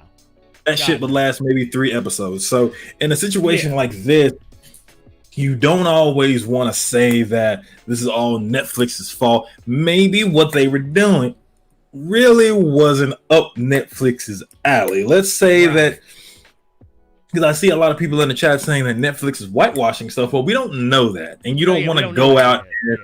You don't want to go out and say something like that. And the one reason I even bring that up is just because a lot of people were fans of the original Avatar: The Last Airbender, but there were also people when The Legend of Korra came out did not like the product that they got. Now, yes, a lot of people love both series, but there were a few people that still have not even watched The Legend of Korra and don't plan on watching The Legend of Korra. So I just want to say, let's not go out blaming Netflix immediately, because I'm thinking what Netflix may have wanted. We wanna share in you guys' vision for Avatar: For the Last Airbender. We wanna be there for you, but I think in what they really wanted was we wanted the cartoon in live action form, and I don't think these guys wanted to do that, and they don't have to. No, they don't. They don't have to. But I'm thinking that may have been what happened here, because it was creative differences. It wasn't like somebody said something racist on the set. There was a overbearing director or anything like that. It was just creative differences. So I think that's the thing that people need to read into this. Yeah, well, here's I see some dog whistles in here. I see some dog whistles in the statement. Like, okay, the creator citing beloved characters from the show to garner sympathy from the fans, to garner more sympathy. Oh, I had to wait, where's one in here I was literally just looking at. Yeah, he's like, oh, but even an air nomad knows when it's time to cut their losses and move. Dude, shut the fuck up. Stop that shit. Stop that shit. You're trying to play on the nostalgia of people who are fans of the show. Stop that shit. Because that's just a cheap way. That's cheap. It's kind of like how you talk about, like, you know, talk about wrestling, talk about cheap heat. That's what that is. But this is, you know, cheap. It's a cheap pop, you know, from the crowd. And my thing with this is, yeah, I'm with you. We don't even know who's cast in it. And people are already talking about whitewashing. It's like, yeah, because I see Luzosaurus in here. He's saying they wanted to age up the kids and add sex scenes, and the creators wanted it aimed toward kids and teens, and Netflix wanted to make it dark and sexualize the character. Are we sure? Yeah, I'm about to say I haven't heard anything about that. Because they haven't said anything one way or the other about it. So I don't know where that's coming from. But one thing I will say is that I think a lot of people are gun shy because of what happened to Korra when it was on Nickelodeon. Remember Legend of Korra, which I actually, you know, admittedly, I think because Korra just kind of came out of the gate swinging instead of, like, you know, with Avatar kind of starts off being like Avatar. And I think the reason why there was a disconnect with me with the original Avatar series is because it's very much a kid show when you first started.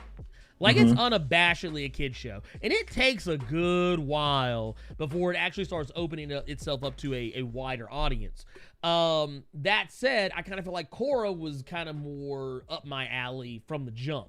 Now, I own both Avatar and Korra on Blu-ray. But I've actually paid more attention to Korra because, I don't know, I just like it better. It's just me. I don't know. But that said, people are gun shy right now because they remember what happened when Korra got taken off of Nickelodeon, like off the channel. And they put it on a fucking website. Yeah, and no one knew why, and no one could say why, and the reason why was because, you know, they were going to reveal at the end of the series that Korra was, in fact, lesbian. And or at the very least bisexual or pansexual, maybe, who knows. But the point of the matter in that is that that's not what's going on here, because obviously Netflix doesn't care because they have a whole ass She-Ra show where there's all kind of like LGBTQIA themes that are in that show, whether if you choose to look for them or not. They and Netflix is kind of a safe haven for shows that are LGBTQIA plus centric. So yeah, I don't think that that's the issue there. And as far as the whitewashing, we don't know yet because no one's been cast. And let me preface this again when I'm saying all this, and you're agreeing with certain points that I'm trying to make here. We're only saying that. Well, I'm only saying this because we don't know anything yet. We just know creative differences. Now, if it comes out that Netflix was on some fuck shit, best believe we're gonna be the ones that hold them accountable. But right now, let's not already have our pitchforks and bloody crosses and all kind of shit going at Netflix right now when we don't really know any other information yet. Well, and to kind of to further back your point, Carter, and the reason why I am agreeing with you on this is because think about it. You mentioned some comics that got made into movies. Kick-Ass. Another one is Wanted. And you know the funny thing about those comics and the movies is that originally those comics were written as scripts for movies that didn't get picked up. And then once the comics took off, both Kick-Ass and Wanted, those comics were then revamped to fit the vision that that was originally intended. So that's why I'm saying, like, sometimes the creator ain't always it's kind of like George Lucas, same thing. Like everybody was, oh man, George Lucas, he's ruining Star Wars. We need to get him out of here. And then he got out of here. And now people are begging for him to come back. They forgot the bullshit he gave them before. But no, that's the thing.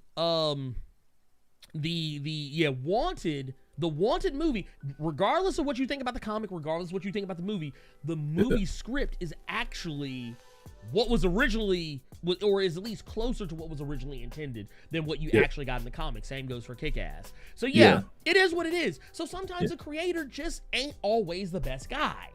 Yeah. It just is what Absolutely. And Wanted was a very good example, just because Wanted, if you've seen the movie, it was completely different in the comic book. The comic book was just real quick, because I know we have other stuff that we need to talk about. Just real quick. The comic of Wanted was about supervillains all teaming up and then wiping out the superheroes. The main character in the movie that went on to James McAvoy, who went on to become Professor Xavier and all that good stuff. In the book, he was a terrible human being. Incredible. Horrible. It wasn't about curving bullets. He was a horrible human being. He was modeled after Eminem too, wasn't he? Yeah, he was. Yeah, he was like, this was a guy who, and then Angelina Jolie's character was a black woman, and they raped people if they were bored. Yeah, actually, matter of fact, and if I'm not mistaken, her character, the character Angelina Jolie plays in the comics, is modeled after Halle Berry. Which is it's just like some strange things to think about. Like, what was it? The superheroes that were still around, like Batman and Robin. Like, it was basically like Batman was molesting Robin, or they had some kind of weird relationship where like they were living together as lovers or whatever. Yeah, and then you had the Superman character of that series, whose name was Fuckwit, because he was mentally disabled. He was slow, but he was modeled after Superman. And then you had Shithead, who was basically the literal shit from the most evil people in the world. Sometimes creators' vision ain't always the best. No, never. It sometimes you got to have somebody come in and say, hold on, this don't work. Because if what we're talking about, if it sounds crazy, like you're probably sitting there thinking, dude, this kind of sounds like The Boys. Yeah, because the Wanted was trying to out boys The Boys, because that was what was hot at the time. Yeah. Anyway, point of the matter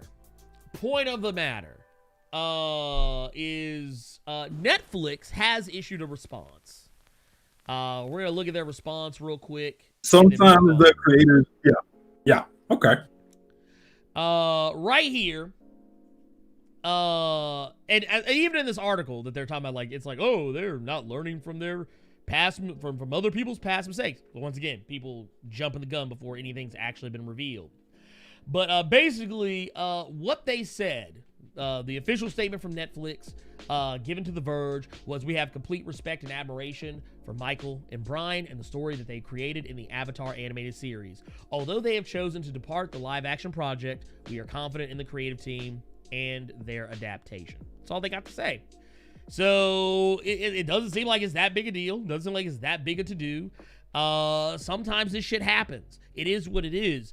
I would actually, and some people will probably think that they'll probably disagree, but I remember this shit from, it's not on the same scale, but remember Solo, and when they kept losing directors, and like Disney just didn't seem all that concerned, and it was because it's like, well, the show goes on. And at the end of the day, I felt like Solo was a good movie. It may not have been the movie everybody wanted, but it was the movie I wanted, so I mean, I was fine with it. I got Cowboy Bebop the movie. I don't know what the fuck y'all got. But yeah, I was fine with what I was given. Yeah. Okay, you know what? Here, I want to talk about something real quick before we jump into this, because this actually kind of plays into what we are about to talk about. So did you see Twitter last night? Did you see what was trending? It depends on what you're talking about. So KissAnime. KissAnime is no more. Okay. KissAnime has been put to bed, and I feel like is this appropriate moment that we go back to that old Good Times episode classic.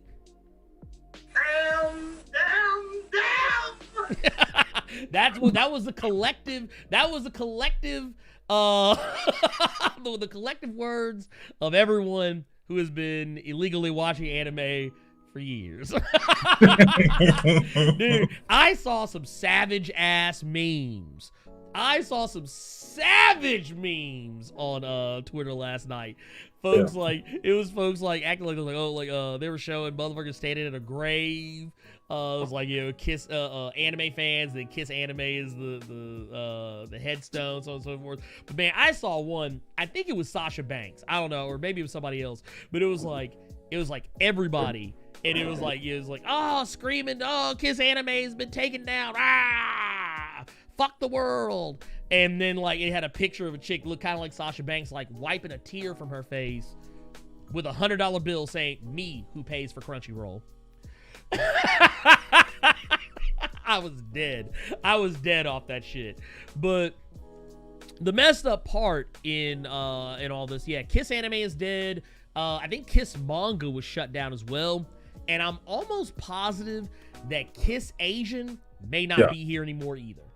I know, because I think the only thing I saw about KissAnime was somebody posted like this picture of KissAnime again at a gravestone, and then there was Goku, and then this is all you heard. Damn! You ain't shit! You ain't shit! Oh, God. Actually, wait, let me see. Kiss Asian, I'm actually going to the website right now. Kiss Asian is still active, and I think that's only because Korean dramas, Japanese dramas, Chinese dramas don't necessarily draw that much attention, because honestly, there's really not a way to legally watch a lot of them over here anyway. Tokusatsu is another thing that's usually over there, and I don't know what's, like I said, I want to see something real quick. We're going to KissAnime. We're going to go to KissAnime right now. That motherfucker don't even show, oh wait, no, here it is. Here, I want to show y'all what you see when you try to pull this up. Actually, no, it's still here. Apparently, it came back. Actually, the question is, what can you actually watch? Is probably the bigger question here. But yeah, I know. Like when people came to it last night, they were like you couldn't get to shit. Yeah. Like you couldn't get to a goddamn thing. Yeah, Grayson Red, he kind of hit the nail on the head. You can't really be mad at a pirating site being shut down. Right. No, I'm right there with you. See, thank you. I'm not mad about it. I mean, I'm not going to sit here and be upset about it, because I remember, and I'm not even going to call names, but I know a motherfucker who got mad that a manga site got shut down. I'm like, you can't be mad. I mean, it's pirating. You know what I mean? Yeah. It is what it is. Like even though, I used to use the Pirate Bay all the time, so I wouldn't have to buy games on my Xbox 360. Was I hurt when the Pirate Bay got shut down? A little bit, but I couldn't really complain about it. I mean, you really can't. You really can't. Oh, here we got one. We got a $5 super chat from Antonio Logan. Says, today is my birthday, and I'm here kicking it with my Blerds. By the way, can you cover more Captain Marvel in the future? It's funny you say that. I actually am planning to cover more Captain Marvel in the future. I actually have a video in the works right now that I'm working on for Captain Marvel. Also, happy birthday to you, Antonio, and more importantly, thank you for that $5 super chat. It is much appreciated. The support that you are giving me on a day that is your day. So, by the way, happy birthday to you, and I hope you are having the best goddamn birthday humanly possible. See, you were just talking about how we got a dislike as soon as the show started. You trying to get us more dislikes to all this Captain Marvel right now. Yes. Hey, I don't give a fuck.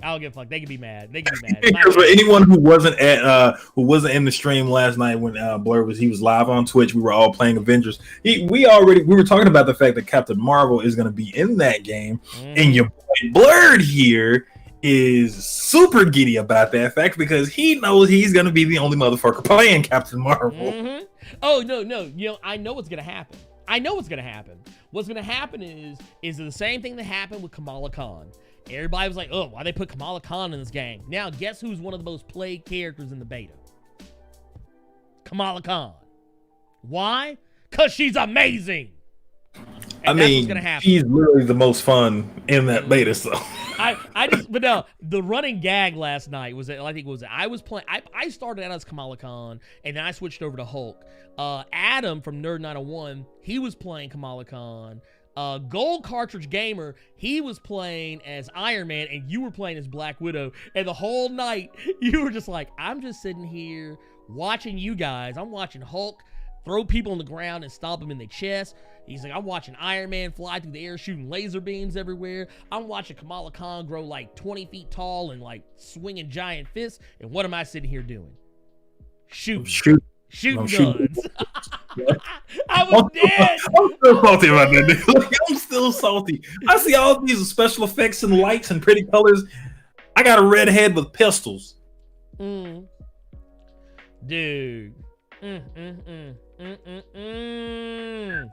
Dude, look, let me tell you something. I won't lie though, them pistols came in handy when we hit that that strike boss. Yeah. I'm sorry, the not Destiny strike that we got to last night. The pistols came in handy because your boy Hulk was out here hurting. Because Hulk was out here swinging fists. Wait, Uncle Hulk, by the way, the Incredible Unk. Look, y'all will see soon. I'm actually I actually originally intended to stream it on YouTube, but I was like, yeah, I'll just go and stream it on Twitch because it was my time to stream on Twitch that night.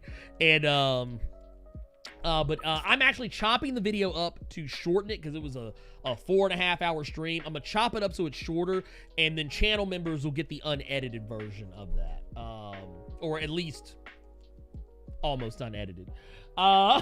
It'll be chopped up a little bit just because there was some stuff at the beginning and the end that like the countdown and the outro, shit like that. Yeah, whatever. Y'all get where I'm coming from. But no, moving along. The reason why I brought up KissAnime is because Japan has come up with an answer to anime piracy. And you're probably sitting there saying, well, how? How, Sway? How? Well, the reason is simple. Or the way is simple. This comes from comicbook.com. It looks like the teams, they say, behind Dragon Ball and Attack on Titan are massive, but that doesn't mean they get everything right. Toei Animation has shared a problem with Kodansha for years now, and that issue is theft. Time and again, these studios have found themselves targeted by illegal websites that stream unlicensed anime, and that is why the pair are teaming up with other brands to create a YouTube channel to offset those sites.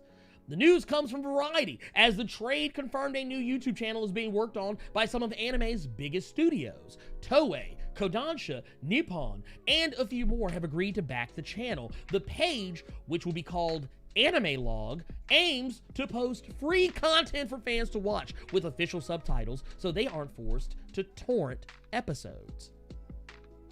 Now, currently, this channel is only available in Japan, but the plan is to open it up to other markets. To be specific, subtitles are being planned for English and Chinese speakers, as both markets still rely on torrent sites at the time. And they say right here, AnimeLog's launch in Japan has been soft, with shows like Blackjack and Future Boy Conan being posted. The ultimate goal is to have a shared 3,000 anime titles on the channel, with shows coming from Toei, Kodansha, Nippon, Tezuka, Shogakukan, Shueisha, and Shinei. So they are gonna have a whole bunch of these. It's gonna be a huge big to-do, and this actually mirrors something that we saw recently with Toei from their Tokusatsu side. They have a YouTube channel that is listed here in the United States that you can go and watch Tokusatsu for free. It's not everything, but it's more Tokusatsu than you were originally getting for free and legally. So yeah, I think this is cool. This is awesome. I'm here for it. I'm here for it. What do you think, Carter? I'm here for it. I think YouTube is the best spot for it, since everybody fucking uses YouTube anyway, trying to find, if they can't see it on KissAnime, 9 times out of 10 your ass is looking for it on YouTube with subs. So I think this will be a good fit. You're right. I mean, hey, I'm here for it. I think this is good. I think this is actually a good thing, because I think, like, once again, what I always tell people is that if you are going to offer me access to something, paid or free, and it's a legal way for me to digest and consume your product, without having to go through illegal channels, I am willing to pay you what you are owed. Yeah, and that's just, it's as simple as that. It's as simple as that. Within reason. Within reason. You can't. All right, now you can't be sitting there asking what was the. I think it was a typo last night, but someone was joking about how much the Black Panther DLC will cost for like $693. Yeah, or no, they said it was like $295. I was like, $295. The Kang ain't worth that much. Goddamn. Yeah. I said, wait, am I actually gonna get some vibranium to go with that $295? But no, they meant to say $2.95. But that said, Avengers DLC is free. As far as we know. But speaking of Black Panther, let's move along. Let's move along. Because I'm watching the clock here. Black Panther, Captain America, and more become the Phoenix in new Marvel variants. This is actually something I thought was really interesting because we do know that there's a new Phoenix-centric storyline that's coming to the Marvel Universe called Enter the Phoenix. Yeah. And it's gonna be a big to-do. It's gonna be like this huge storyline supposedly that comes along with it. And right here it says, let's see what we got.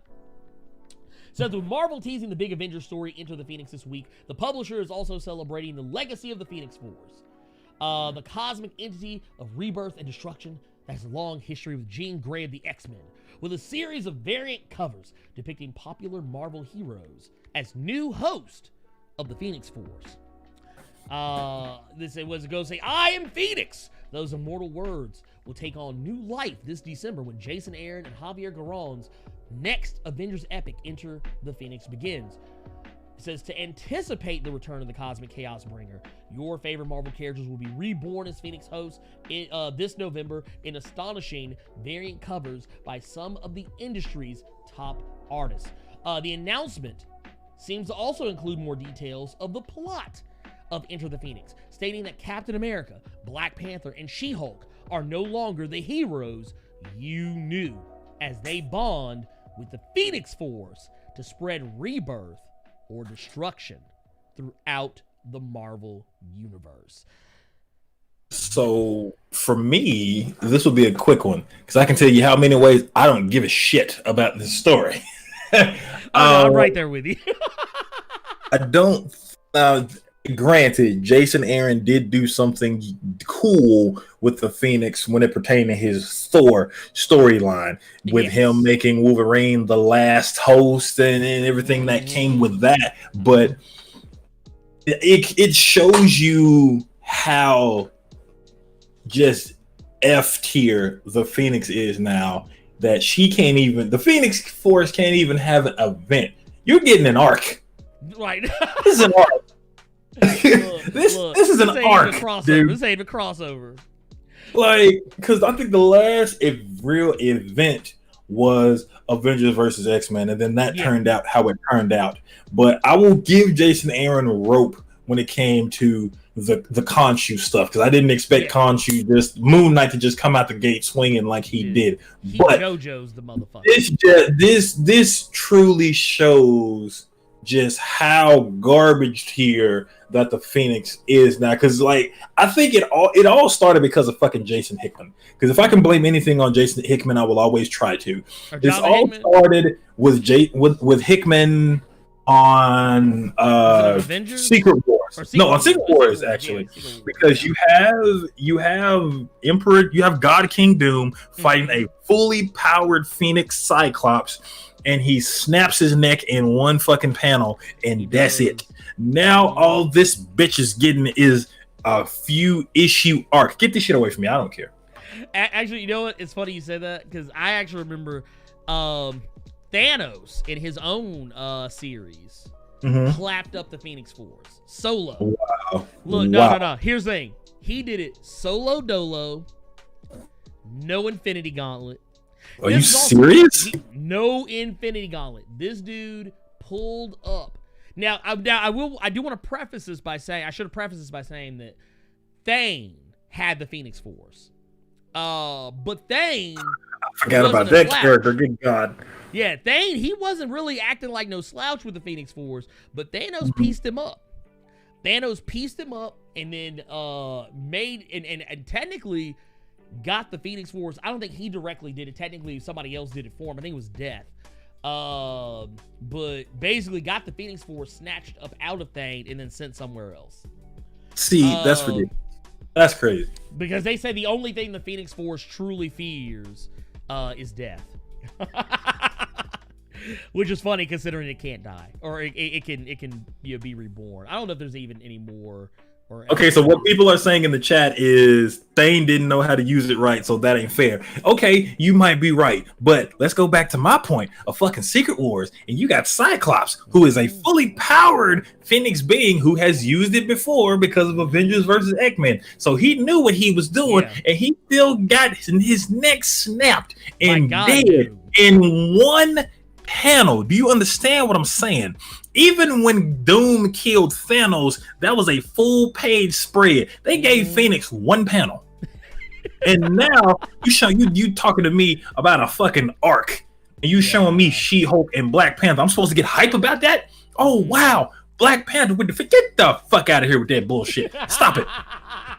Stop it. Y'all are making me get unnecessarily angry around here. Why would Black Panther even want the Phoenix Force, or why would he even let it get him if memory serves us correctly, the last time he had anything to do with the Phoenix Force, because I think you said it earlier, it wiped out fucking Wakanda because of Namor. Yeah, it was Namor. Matter of fact, speak of the devil, guess who I got up here on the screen? Look, that motherfucker don't need the Phoenix Force. He don't need that shit again. Like, in the words of Ed Lover, come on, son. Right? Get the fuck out of here with that bullshit.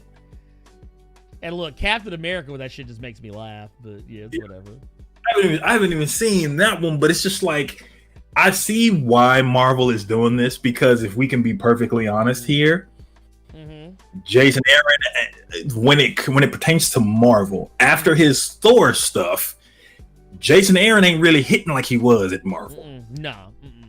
Because nobody is talking about this Avengers book right now. Period. Well, I will say, I've been enjoying it. I've been enjoying the Avengers book. There are some parts of it I'm not as crazy about, but like, I liked the vampire arc they did.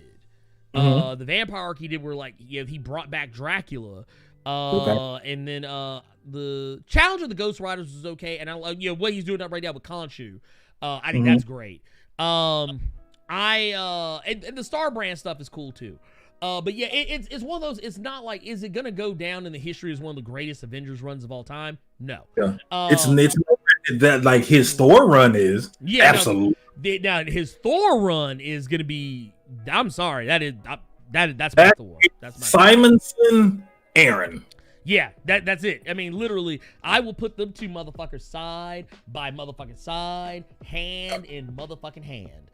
But yeah, that said, here let's oh, we got some super chat here. Hold on, let me put some respect. Hold on, we got a super chat. This one's coming from J Rye with $20 super chat. Says, I like to put some respect on Scarlet Witch's name. Low key, the only person in Marvel who can kill and resurrect millions of people when she damn well feels like it. That is true. Only problem is when she resurrect them, that shit don't go the way she be planning. That Can I just go out and say, like, I have never like the hatred people have for Captain Marvel is the hatred I've always had for Scarlet Witch. It wasn't until these films came out that I became a fan of Scarlet Witch. Well, okay, true story. I don't dislike Scarlet Witch, but I don't think much of her when she's not around. Like, that make any sense? Yeah. Like, if she's not present directly in front of me, I don't really think anything of her. Let's see. But thank you again for that $20 super chat. Man, my God, y'all are out here. My guy, Old School Hunter, coming through with a £5 super chat, says, what your thoughts on the Wonder Woman 1984 #1 variant cover from Robin Eisenberg? Hold on. Let me pull this up. Yeah, I'm about to pull this up too. Hold on. Hold on there, Rosebud, me old son. Hold on. Wonder Woman. 1984, number 1. Okay, that's dope. That's dope. Here, let me... Here, let me... Yo. Here, let's get that pulled up here. I want to see. Like she came fresh out of Steven Universe. Okay, Dude, then. Okay. So true story. I wanna put y'all on game. One of our own in Blerd Koa did something similar here. Okay. They actually took the let me see if I can. I'm gonna put this over here. And can I get that to pull up? No, okay. Here, we're just gonna... That's actually not gonna work. Okay, never mind. We'll do it this way first. We're gonna show the cover real quick. So this is the variant cover that they are talking about. Here, let me... Just so I want y'all to be able to see this in its glory. So this is, Wonder Woman 1984. This is the Robin Rosenberg, Robin Eisenberg variant. Dude, it looks like some straight out Steven Universe shit. I'm here for it, though. I'm here for it. Wonder Woman got hips. I'm here for it, dude. I'm all in. Count me in. Count me in. Now, here's the funny thing, though. This is going to be a flex. This is going to be a flex right here.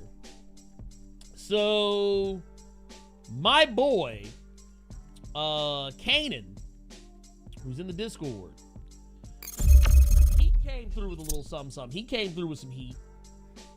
And we're gonna show it up. Oh, here, actually, let's put this up. So, he came up with a version of his own. He came up with a version of his own with Nubia. And I'm not gonna lie, I feel like DC needs to contact him. DC needs to contact him right this second and put some respect on his name. And cut him that check. But I will say this, I appreciate that Robin put them yams. Yeah, look, I see what Extra talking about. Yeah, look, we on the same page. Same page, same time is what I'm talking about. But yeah, I appreciate, dude, them yams. The yams is hitting. Them yams is hitting. Here, let's see what we got. Man, once again, old school Hunter, thank you for that super chat. Tell you what, let's see, was it Xander Dumas coming through with the $2 super chat, says Shia LaBeouf as Iceman. Your thoughts? I have none. I mean, I'm sure he could play him. But I really haven't. We actually originally. Oh wait, here, let me do that.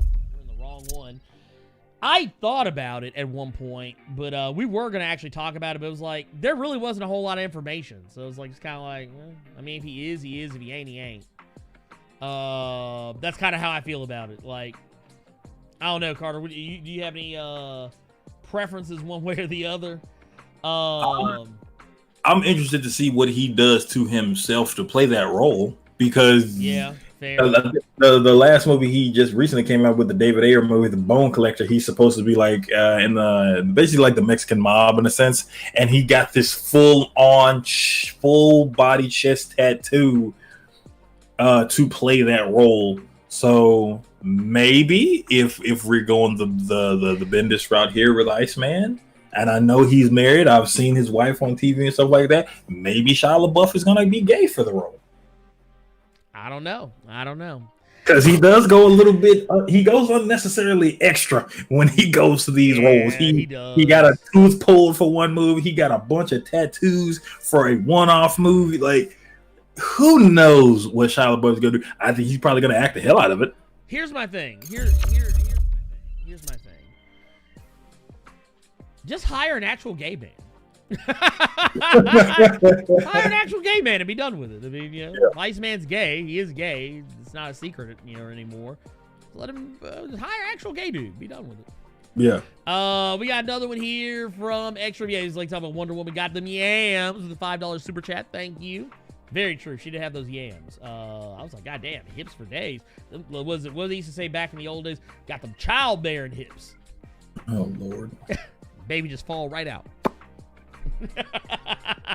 Danger. Oh Lord Jesus, I'm done. Anyway, point of the matter is, we're gonna move it all along, cause yeah, we were talking earlier. You know what? We got our segue back. Cause guess what?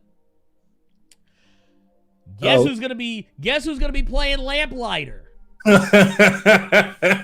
Guess who's gonna be playing Lamplighter in The Boys Season 2?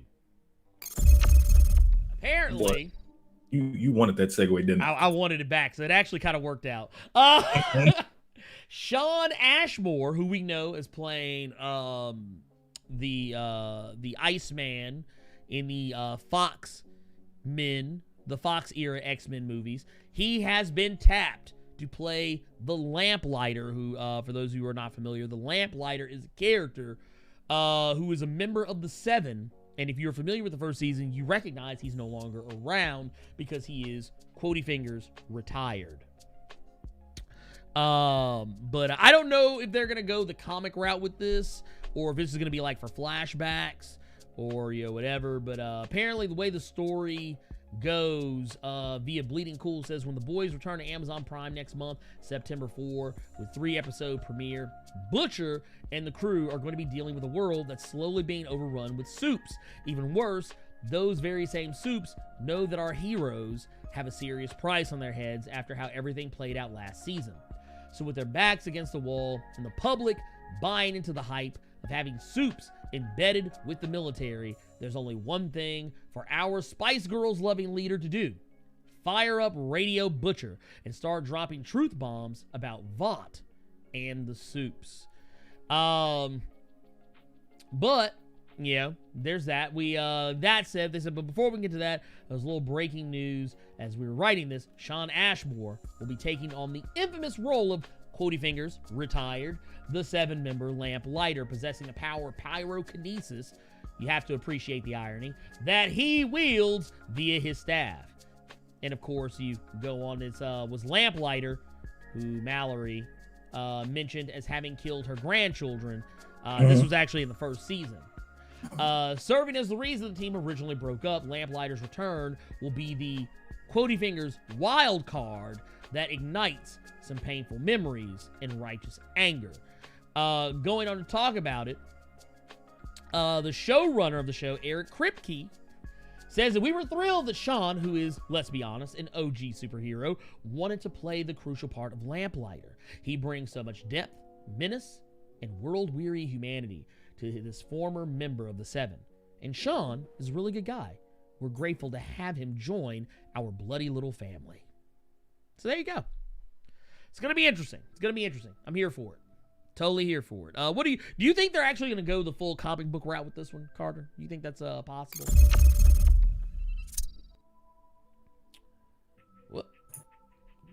Whoop, Carter, did we lose you?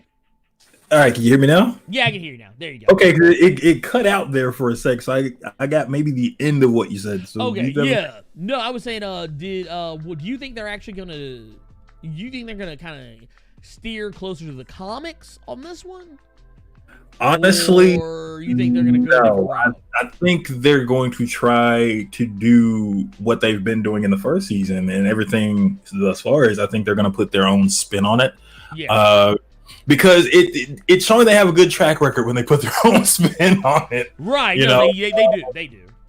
Because I think this is something that we talked about a couple episodes back, when just that, you know, the show doesn't necessarily follow the comic, and that's a good thing, because in the comic, you know, everybody had powers. These weren't average Joes like they are in the show. So I think you might get a few references to certain things, but I don't think it's gonna be comic accurate, and that's fine. Yeah, no, I'm fine with that too. I think the only reason they should be comic, well, not the only reason, but I think the only instance they should be comic accurate, and this is just me, just because I just want to see if they go there, is Tech Knight. Dude, with them that one, having yes, that one, yes, I just want to yes. see if that would be comic accurate. Dude, Like yes. that would be as far as they go in that season. We'll do this, but we're not gonna do this. So it'll be interesting to see. Dude, no, I'm with you on that one. Man, I have mixed feelings about it. Like, 'cause part of me wants them to kind of do it, but I know they're not. And spoilers for the comic. Technically, I talked about this in my video breakdown of the 7, but I don't think you're gonna see zombie lamplighter. Plus, like, the dynamic of the 7 and the boys is so different. I don't think you would see that storyline play out the way it did, because in the comics, the 7 are scared of the boys. On the show, the boys are scared of the 7. So it's a very different mentality. Also, typecasting, that doesn't fall. Dude, the fuck? What are you talking about, Pepe? Anyway, no, that is not typecasting. Hiring a gay guy to play a gay guy is not typecasting. This is called casting it's called casting accurately. Typecasting is typecasting is Denzel Washington always playing the same character in every movie, which is himself. That's typecasting. Very different. Anyway, point of the matter is, we got us another super chat by way of Poe Archery Media. Thank you, coming through with a $5 super chat. Just I said, just showing love and thank you. I see what you did there. Thank you for all the shout outs. Anytime, my guy. You know I love you. That's my brother right there. Like I said, y'all remember ways back, we were talking about Sankova's Embrace. Y'all already know what time it is. Y'all need to go check that out. Make sure y'all go swing by that Poe Archery Media channel too, because the shit is lit. Just go do it. Treat yourself. God damn it. But no, that said, let's jump into something a little dark. We're actually going to cut some of these other stories because honestly, they're not really that important in the grand scheme of things. We did good. We got there. Yeah, I mean, we're getting there. Basically, we're going to cut the Batwoman story because honestly, we've talked about it in the past, and honestly, Ruby Rose just confirms what we said in the past. Even though she does, I will say she says COVID had more to do with it than anything else, but whatever. Not important. And we're not going to talk about Ray Fisher and his ongoing war with Jeff Johns because honestly, there's no new information. All we know is that Ray Fisher has been going for that man's throat and saying that Jeff Johns threatened his career. But honestly, the only people who know that for a fact, because they were the only two motherfuckers in the room, is Ray Fisher and Jeff Johns. And right now, it's hearsay. And I got other shit to talk about. So real quick, and also I have another thing I want to talk about too on top of that. So you know what? We're actually going to, we're going to cut the Spider-Man story too because we're just not going to bother with it. No. Cool. We're going to use these last 10 minutes. I'm going to use these last 10 minutes to talk about Stargirl before we get into questions. Have you been keeping up with Stargirl, Carter? I have to say that I have not because so many people have been talking about the Umbrella Academy and Doom Patrol. I've been watching all the other shows in that realm. I've been trying to get back up on my shows, and then quite a few people hit me up on Twitter asking me, well, first they're making fun of me because I kept saying the JoJo's week before last, and so I've been trying to get back up on these animes, and it's been hard, man. It's been hard. It's so many episodes.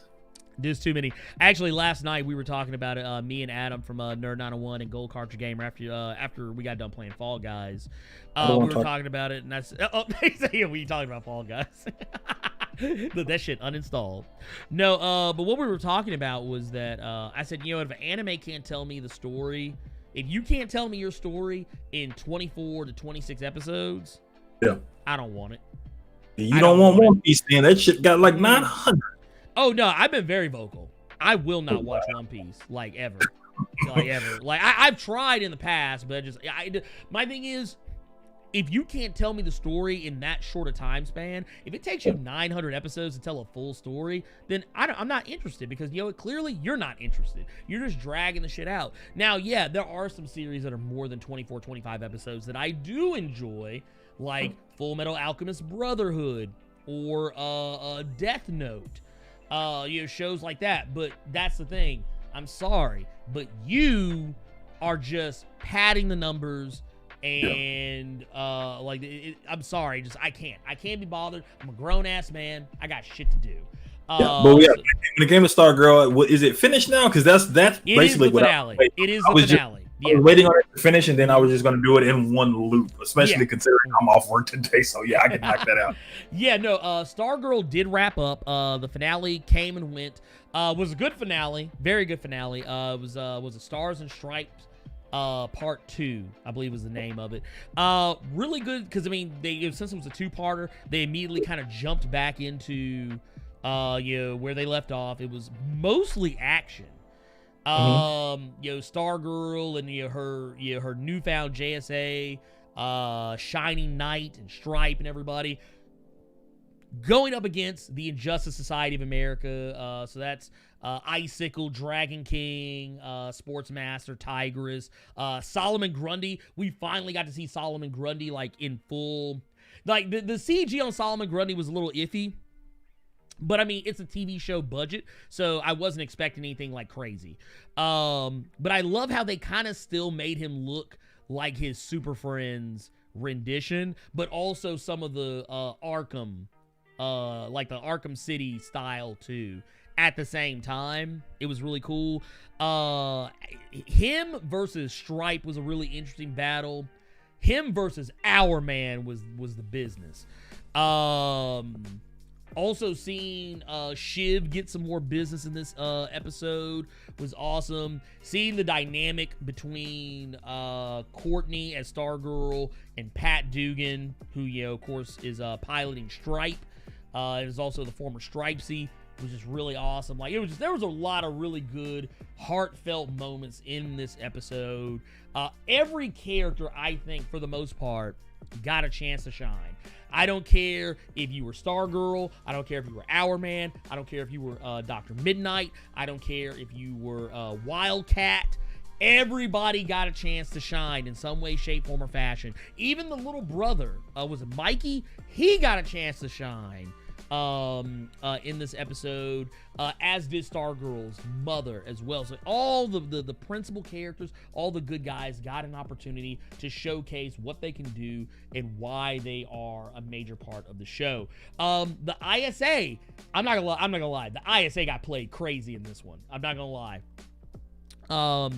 This is I don't want to say what the ultimate plan of the ISA is in this season, because I think that's actually one of the biggest and best reveals of the entire season. Like what their actual plan is, they have this thing called, was it Project, I think it's Project America or something like that. And it's basically like they're trying to like change the world, but they never tell you exactly what it is they're doing with it. Like what's the purpose behind it? Like, they want to do it, they all believe in it, but you don't know why or like what is going to happen when they enact it. And when they do, it was just like, wow. And it makes you question who you're rooting for. It makes you question who you're rooting for by the time you get to the end of it. But now that said, this show has, I think, 3 or 4 post-credit scenes. Like you got a post-credit with Shiv, who they are. I'm gonna tell you right now, if you're curious what those first 2 post-credit scenes are setting up, they are setting up Shade. I think it's Shade that they're setting up for next season, because there's a character that's in the very background of the you know how they have that classic Justice Society painting by Alex Ross. Yeah. The ISA has one of their own. Yeah. The ISA has one of their own, and in that one, there's a character who you can just vaguely see because they're completely cloaked in shadows, and I'm almost positive that that's Shade. Now, the changing man or the changing girl? The changing man. Okay. Now, the next one is Shiv, and they're letting you know that Eclipso is going to be coming next season as well. Because she finds that, was it that black diamond? Yeah.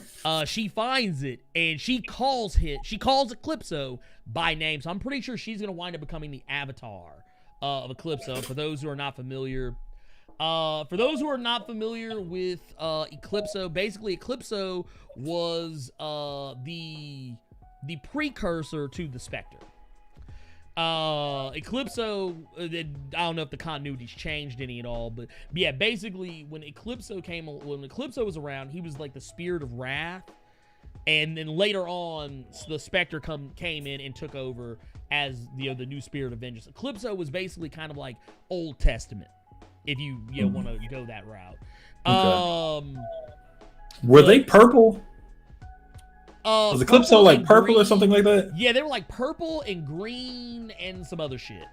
Well, that actually, just because you and I were talking last night about the Suicide Squad game that's going to be coming out, a lot of the reason a lot of people were saying that it may follow the storyline to that Justice League versus Suicide Squad was because you had Maxwell Lord, who's going to be in the new Wonder Woman movie. Plus, the reason the Suicide Squad was fighting the Justice League was because somehow Maxwell Lord got a crystal that gave him the Eclipso power, so he was able to take control of the Justice League. So honestly, that seems okay. Yeah, okay. I mean, it's kind of baller. It sounds like they're actually like. And here, for those who aren't familiar with who I'm talking about, real quick, this is the Cat Daddy, right here.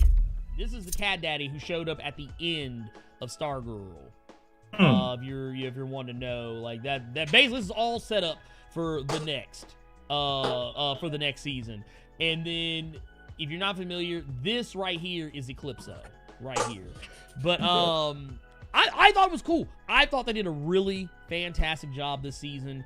They also I don't even want to say with the last ones because it's that one is like all this other stuff. This is shit that's for next season. It can't really be a spoiler. I don't count it as spoilers.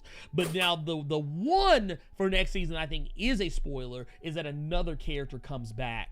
And I don't even want to say who it is because that one it would actually be. It wouldn't be a spoiler for the first season, but it would definitely let you know what kind of fuckery they're going to be getting into. And how all this Eclipso business and Shade showing up line up perfectly.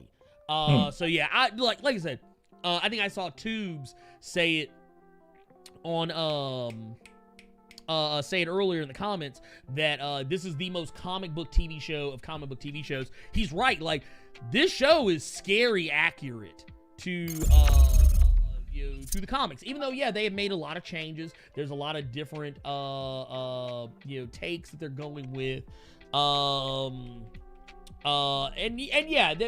there is that, but I still love it. I think it's a great show. I think they did a fantastic job. Oh, by the way, here I just found something too. If y'all are curious what painting I'm talking about.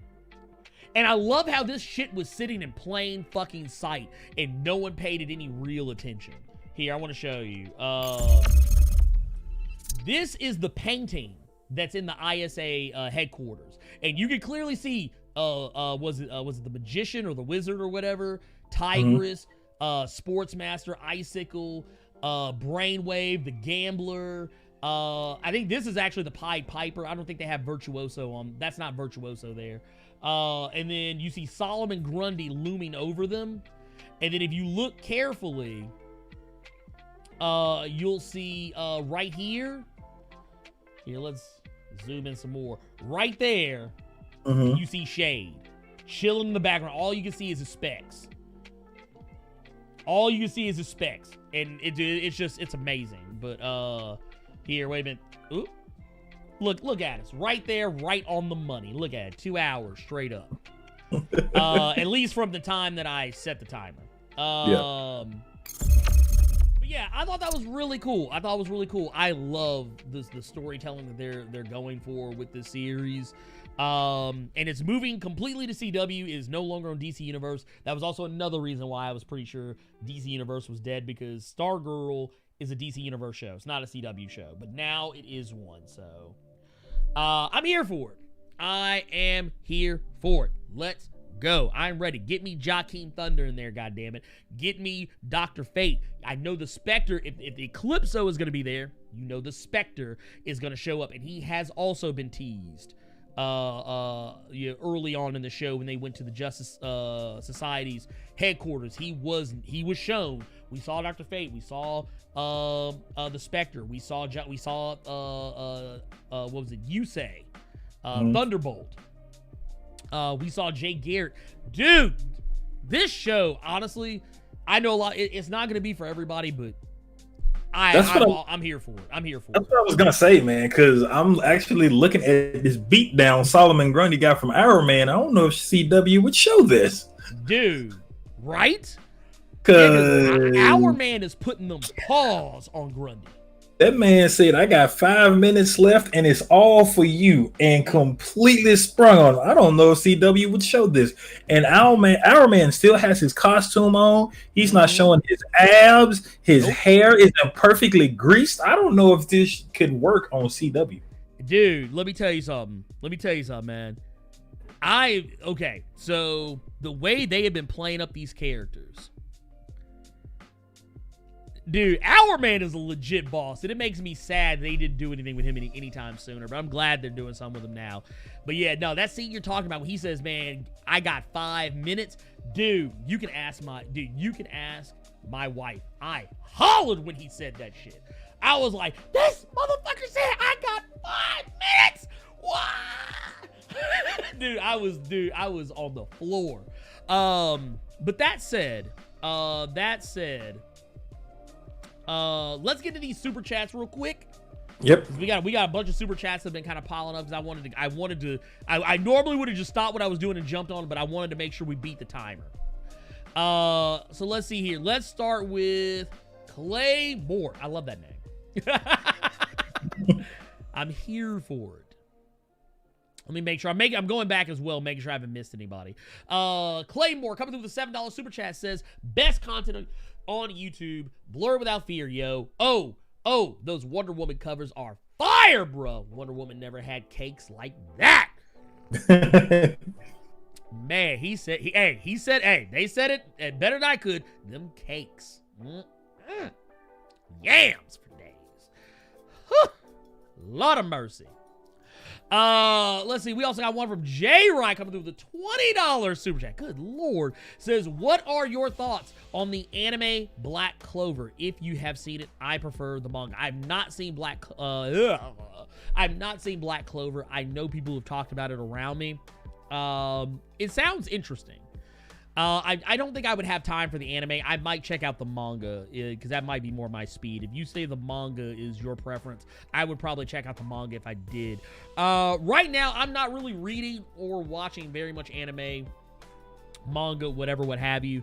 Largely because, yeah, I can't. Too many anime, too many manga are disrespecting my time, and I just can't stand for it. Let's see here. Conway Bergdahl coming through with a $4.99 super chat. Says, one more just because. Will they go with Arrow as a Spectre? I don't think they're going to, because technically Stargirl takes place on a different Earth. Like, just like how they said, oh, we broke down all the Earths. There's only one Earth now. What they didn't realize is there's still an Earth 2. And that's where Stargirl is. Let's see here. So, yeah, there's that one. We're going to go ahead and take questions. We're going to run questions for about the next 10 minutes from the chat. And then I will start answering questions from the Discord. And then that way, if everything goes the way I planned it, we'll be a little over, a little under 2 hours, 40 minutes. It'll be closer to the time I wanted it to be than not. But it will not be 3 hours. Yeah. That much I can say. It will not be 3 hours. We're gonna try not to do that. Tube says, isn't Spectre a multiversal being though? That is true. I just hope they choose somebody other than Arrow. I just hope they choose somebody other than Arrow. I just can't do it. Was it Pepe Soria says, why don't they stop making new shows with the CW? They know the quality is bad, so do they just not care? I'm not talking about already existing shows locked with contracts. I don't follow. What do you mean? I mean, so basically what you're saying is you want CW to shutter itself because you don't like the quality of their shows? I'm confused. Because CW actually does numbers.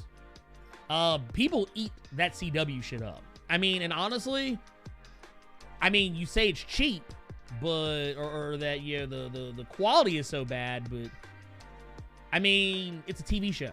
See, okay, I see this is gonna be one of those things where and we're not gonna rehash this discussion, because this seems like we're gonna file this one back in the tried and true, always, often run to file of you are trying to equate movie quality budgets with TV quality budgets. The two don't work.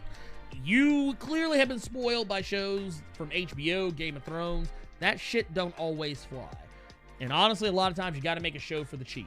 So I think Stargirl's great.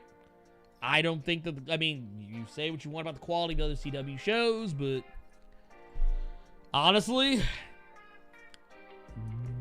I mean, do you have the money to make a TV show? If you do, let me know what's up. That said, moving along. Have you read Wonder Woman Dead Earth? I really think you should. I have not, but it is on my radar. Carter, have you read it? I started it and then I went back to hack and slash. This man, dude, hack and slash is so good. I'm mad that I'm mad I missed out on it, but I'm happy that these omnibuses here because I didn't know that this woman fought Chucky. Yeah, I'm tripping right now. She's fighting Chucky. Dude, shit's good. It's good. It's a really good comic. If you haven't checked it out, it was in that Image Comics Humble Bundle, right? Yeah, okay, it was all 6 omnibuses. Let's see. Was it Philly Born 21 SC says any thoughts on 7 Secrets? I enjoyed it. I haven't read it yet, but it is on my pile to read. I just didn't get a chance to go through it. I had a headache from hell Wednesday and Thursday, and I wasn't good for shit. So let's see. What else we got here? I see one from Claymore saying you're going to talk about that Netflix movie Project Power in the future. Interesting concept. I don't know. So I can talk a little bit about it from from the hour that I've seen. It ain't hit. That's all you. Like here's the thing. It's a superhero action flick starring Jamie Foxx, and not a lot of people remember that movie was coming out. That's basically that movie in a nutshell. Because even with Jamie Foxx and Joseph Gordon-Levitt, and like the whole premise of it is this guy is selling this miracle drug or whatever that gives you superpower for like 5 minutes, but from everything from what I've seen in this movie, I turned back over and went to sleep. Well, yeah, okay. So now that you said that, I saw some early reviews on it, and basically they all kind of said the same thing, that the premise was wasted. And if the premise is wasted, that is already not a good sign. Now that is subjective. Once again, I'm gonna watch it for myself. If I do, I don't know. Maybe I'll talk about it next week. If I can remember, I'll maybe make a note or something. But yeah, I don't know. I don't.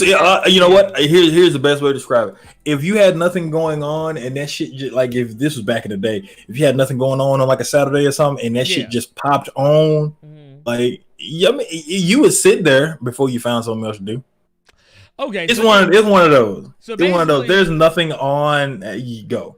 So basically, what you're saying is it's like how I had to do Umbrella Academy. Like when I finally got through Umbrella Academy season 1, I did it because I was playing a video game while I was watching the show. Now I was more invested in the video game, but I was still paying attention to the show. I was kind of splitting my attention because I have 2 monitors. Like, for those who don't know how my setup is, I have a monitor here, here, and here. I had Umbrella Academy here, game here, and there was a comic over here. So I was actually doing 3 different things at once, which probably is why I had a headache the other day. I legit had the Vita in my hand while watching that movie, and then I finally put the Vita down, and I'm just like, okay, I'm gonna focus on it, and then I picked that Vita right back up. Damn. Okay, yeah. So that ain't you ain't really missing out on anything. But yeah, man, it's just how sometimes I need to pay attention to something else in order to focus. Which makes no sense, but trust me, it does. Let's see here. Let's see. Oh my God, I'm not carrying this conversation.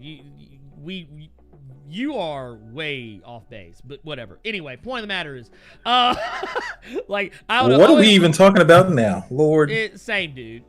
Like, Okay. I just always find it funny when I say, yeah, I'm done, and then people they keep trying to talk. It's like, I'm like, dude, I don't care. You talk, but we disagree, and you're not gonna change my mind. Anyway, let's see. What else we got here? Any other You know what? questions? Before you say that, Tube's the one that actually hit a great point. I'm just tired of seeing these superheroes / superpowers, but with a gritty twist. If I want superhero shows, I'm looking at the actual superhero shows. That's why I'm so excited for Invincibles, that animated series, to come out. That's why I'm so excited for Invincible to come out, because for a while, that's what it was. And when it did twist, it made sense in the story. It wasn't dark to be dark and grim and I am the night. No. Yeah, nah, I don't like stuff like that. Yeah. I mean, yeah, you can tell me a dark story, but I'm not gonna. That's not what I came here for. I came here because I like superhero stuff. Yeah, that's what I'm here for. And Invincible, I am more interested. I would be definitely interested. I'm very interested in Invincible, especially after seeing that cast. Oh my God. Yeah. Wait, was it said? What did you think of the Valiant movie Bloodshot? I didn't think anything of it. It's a. I tell you what. I don't think Bloodshot is as bad as people say it is. You know what it is? There's some guys I follow. Mr. Sunday Movies. And one of the things they'll say is it's just a movie. And that's kind of how I feel about Bloodshot. That's so disrespectful, though. It is. But it's just like, but the thing is, it's like, it's not the best thing I've ever seen. It's not the worst thing I've ever seen. It's just a movie. I could watch it with other shit going on, and yeah, I'd be fine. Whatever. I mean, I still think that the little YouTube thing they did with Jason David Frank was better than that movie. Like, I've seen the movie. Bloodshot. No, Ninjak kills the Valiant universe. Yeah, I like that better. I like that better. I have to say, the only reason I even watched Bloodshot was because some movie theaters here in California, if you bought a ticket to see that movie and you were one of the first 5,000 or 1,000, I can't remember what it was, but long story short, if you bought the ticket to see that movie, you got a free copy of Neo 2. Wow. That's why I saw that movie. Damn. Ain't that about a bitch? Dude, check this out. We got one from LJ Brown. I almost missed this one. I've actually been meaning to put these up on the goddamn screen. I've been missing them. Was it LJ Brown says, Blerd without fear. Cool. So are you watching Lovecraft Country? And when does Carter get his soul back from Mephisto? Hey man, mind your business. I am watching Lovecraft Country. I'll be watching it tomorrow night. I actually had a way to watch it early, but I kind of fucked it up. So see, you lacking, because I would have asked you how and send me the link because I want to see that. Well, no, apparently it was a timed thing. Like, I had to watch it at a certain time, and I thought it was like, oh, I can watch it whenever. And come to find out, it was like, no, I had to watch it literally at the time that they said, and yeah, so I missed it. But yeah, let's see. Okay. Yeah, because I can't wait to see that pop up on HBO Max, boy. Let's see here. Lockstyle says, hey, Blerd, have you read Excellence? I only just started it, and it's interesting so far. I've read the first, I think, 2 issues of it. I haven't gotten through the rest of it, but it's not bad. Not bad. Yeah. Have you seen Excellence? I saw the first part of it. Okay, gotcha. I read the first issue, and that's all I've read so far. I didn't even know the second issue came out. I mean, you just told me a lot just earlier in the show. I didn't know the third issue of Stealth came out. Yeah. So I got some stuff I need to catch up on. Dude, there's a lot. Was Antonio Logan said, I swear, Blerd just like me. I thought I was the only person that thought Umbrella Academy was overrated and Captain Marvel is underrated and Blue Marvel is a god. See? Great minds think alike. Just throwing it out there. I'm just saying. Have you watched Warrior Nun? Tubes1 asks. What do you think? I watched the first episode of it, and I'm not gonna lie, it did not hold my attention. Dude, okay, you want to know what the death? You want to know what the sign, the kiss of death for any movie or TV show is with me? Is for one, if I get up and go do something else while you're on, and I don't pause you. Like my mother and my wife were watching it still, like they were still in the room, and I got up and went to go use the bathroom. Like, oh, you want us to pause it? I was like, nah, I'm good. Dude, I went to the bathroom, got out of the bathroom, came back here in the Blerd cave, and started tinkering with some shit, and then came back and forgot the show was on. That's how much. Okay. So yeah. So every man has done what I'm about to say, but just bringing up that Project Power film. Every man knows if we're watching something or doing something, and then we go to the bathroom and we sit on the toilet for a minute, and then we still sit on the toilet for a minute, and then we just start thinking about shit. That's what I did to Project Power. Never paused it, never stopped it. Just went on with your life. Yeah, I just went and sat in the bathroom for a minute, hopped on my phone for a little bit, then I just thought about things, man. Just wondering how I could change certain things. Then I came back in and I was in the bathroom so damn long the PS4 shut itself off, put itself back in rest mode. Damn. Look, you turn the motherfucker on and says, hey, we turned your shit off. Wait, here, we got another one here.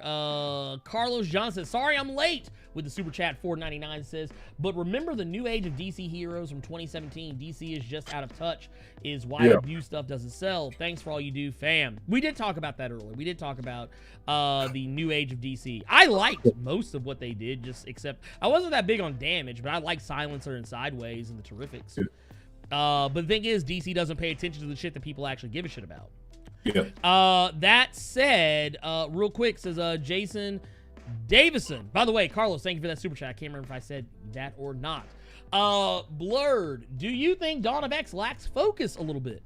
Pandemic aside, it just seems like there's too many threads. Plot thread, or no, too many threats, plot threads, including stuff from House of X Powers of 10. I disagree, because you don't have to read everything.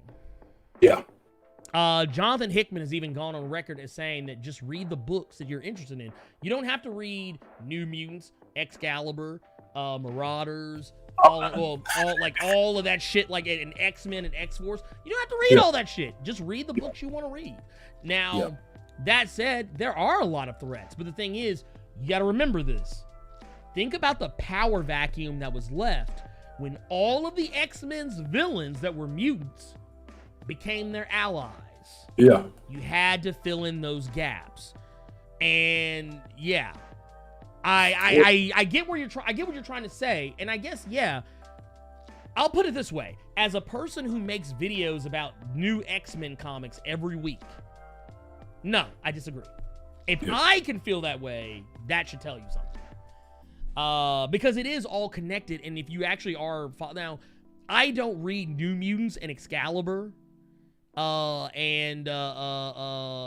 don't read those two books regularly, but I do read X-Men, X-Force, Hellions, Marauders, those. Now, X-Factor I'm kind of keeping an eye on, but the thing is, you don't have to read it all. I don't read Wolverine. Yeah. And that ought to tell you something. Yeah. I'm seeing right here, this is a real easy question from Ruben Hart. Hey, Blerd or Carter, have y'all heard of Shadow Man? This is easy. Yes, I have. I did not know it was a comic first, because the first time I heard about Shadow Man was the video game. Yes. There you go. Shadow Man, yeah, same. I first heard about Shadow Man through the video game, and then as a comic. We also got, we don't want to welcome Antonio Logan, who is it's his birthday, and he's coming through joining Blerd Club. That's what I'm talking about. Hey. By the way, little sidebar. If you are a member of Blerd Club, I have actually taken the playlist on my channel page that is for members only. I put it at the top of my page to make it easier for y'all to find when I post exclusive Blerd Club content. So if you're looking for Blerd Club content, it is there. All you got to do is click on that playlist, and there's also some older videos that I've actually put out to pasture that are now Blerd Club exclusives only. So there's a lot of stuff there. Stuff that just, I felt didn't fit the current mold of the channel. It's kind of like aside stuff.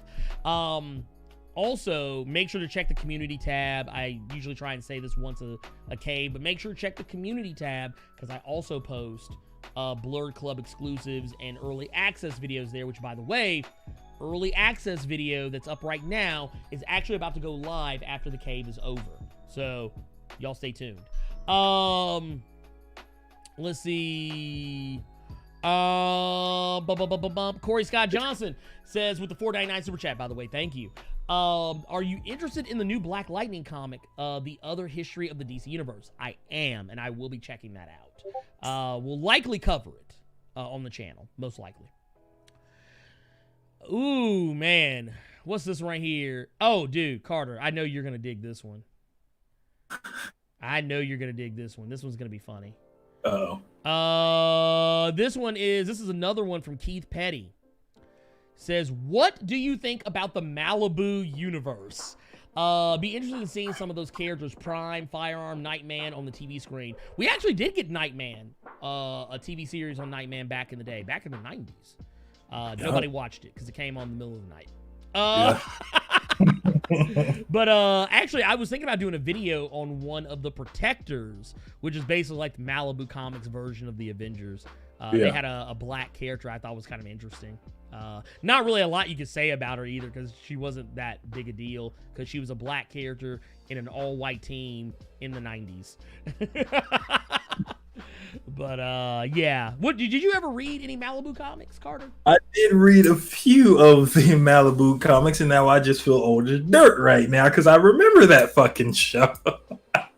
Dude, that shit was too wild. Yeah, because it was a whole little block. It used to come on late night, so like it was that show. It was the old Bruce Campbell show, Jack of All Trades. Damn, this man was Jack of All Trades. I'm dead. Fucking Highlander.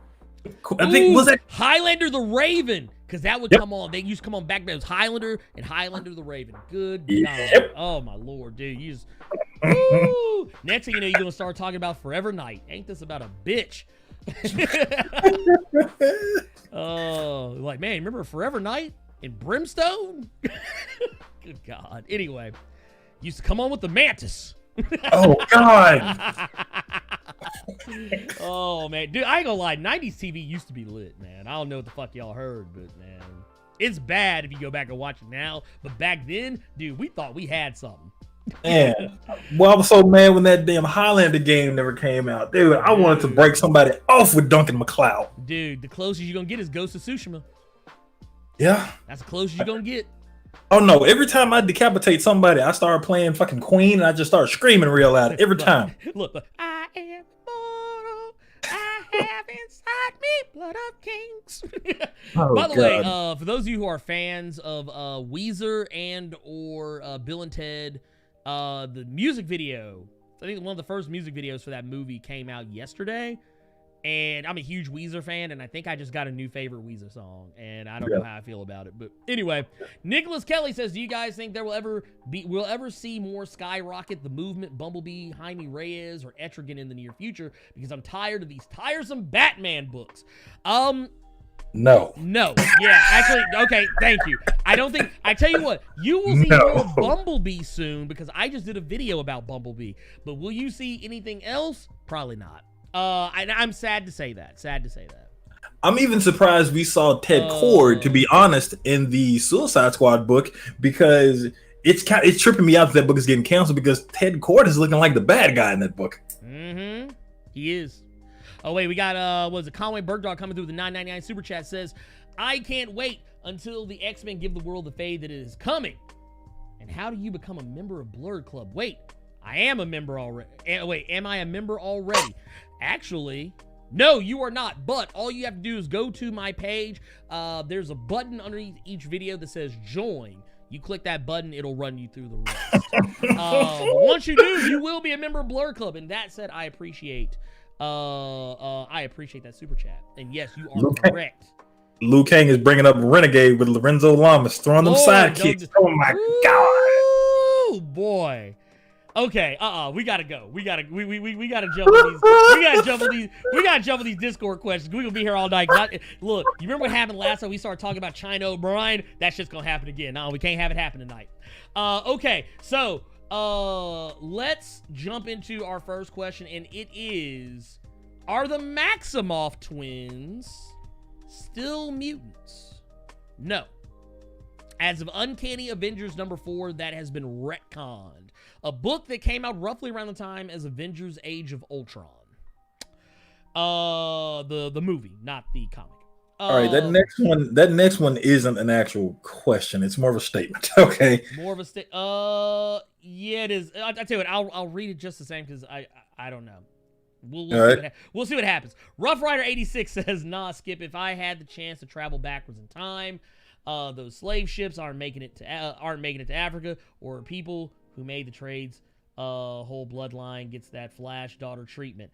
Is that a cool use of time travel? Yes. However, I will say something. This is going to be a controversial statement, and it's something that actually Tubes the One could probably attest to you on this, because it comes up in my video that I got coming up for Joaquin Thunder, and that is something that Alan Scott told Joaquin, where he said that even if you could save, if you spent every second of every minute of every hour of every day of every week of every month of every year for the rest of your life, saving everyone that you could, the question does not become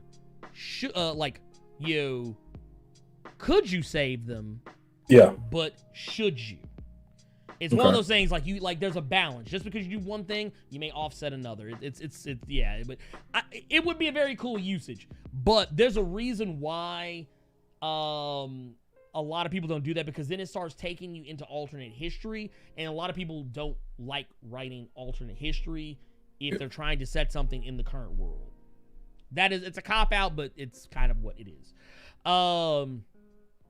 Let's see. Unstoppable Sci-Fi Boy says, with the conversation around having more black voices telling black stories in film, comics, and other media, what black stories and perspectives do you want to see being told told right by black voices? Well, one of them we got coming already, and that is, was it the Judas? Is it Judas and the Messiah? Is that the name of that movie? I think so. Judas and the Black Messiah. About Lakeith Stanfield going against Black Panther and stuff like yeah. That I like. That's the type of shit I want to see. I would like to see more stories about was it Wilmington, Tulsa? I would like to see, and not just stories of tragedy, but I would also like to see stories that are uplifting as well, like stuff like actually, I'll tell you what, rather than talking about what the tragedy of Tulsa, I would love to see a movie just about Black Wall Street before, like, everything happened. Like, I would love to see that, like, to show a story set in that frame of what could have been. I would love to see, more. We get a lot of good stories. The thing is, I think that they're just not put at the forefront as much as some people might think or realize. Like, it took Netflix and Amazon and all these other streaming companies to actually make playlists with curated movies about black people. Yeah. That ought to tell you something. So, yeah. We got it. I think I want to see it pushed more to the front, and I think we are getting there. Just haven't gotten there all the way yet. Rough Rider asks, do you think DC bringing in the guy who wrote 12 Years a Slave was for when Luke Fox became Batman? Since that's... wait, I'm so confused. I see what he's saying. Okay, basically, do you think that the guy that... I think you talked about it earlier in the show. Yeah, do you think them bringing him in was for subsequently when Luke Fox became Batman? And do you think that since that's not happening right now, DC just gave him just Bruce Wayne proper? Maybe. I don't know. Do you think he was there to write Luke Fox and they just gave him Bruce? That's what he's saying. I don't think they were going to do anything with Lucas Fox. Or not Lucas, but Luke. You know what I mean. Luke Fox. Yeah. I don't think DC really had any plans for that motherfucker. I'm just gonna be brutally honest with you. Because Batwing seemed random as shit. Yeah, well, because when they did Batwing, it was like at first he was African, and I was like, okay, this is something different. And then they're like, nah, now he's Luke Fox and he's in America. Okay, all right, cool. Old School Hunter asks, Batman Death in the Family interactive movie. What's your thoughts on the concept? I'm interested. I'm definitely interested. I'm not sure how it's going to play out, and I'm not 100% sure how I feel about how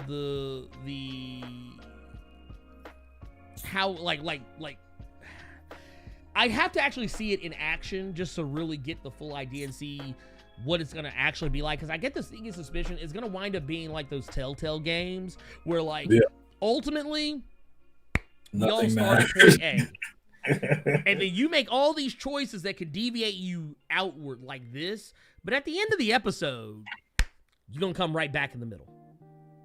That's what I feel like is gonna end up happening with that, but I would like to be proven wrong. Let's see. Lucio the Fourth says, "Would you?" Wow, you got a lot of questions in here, bud. I'm gonna answer one of them. The rest of these are gonna have to be saved for later, because motherfuckers trying to go do other shit.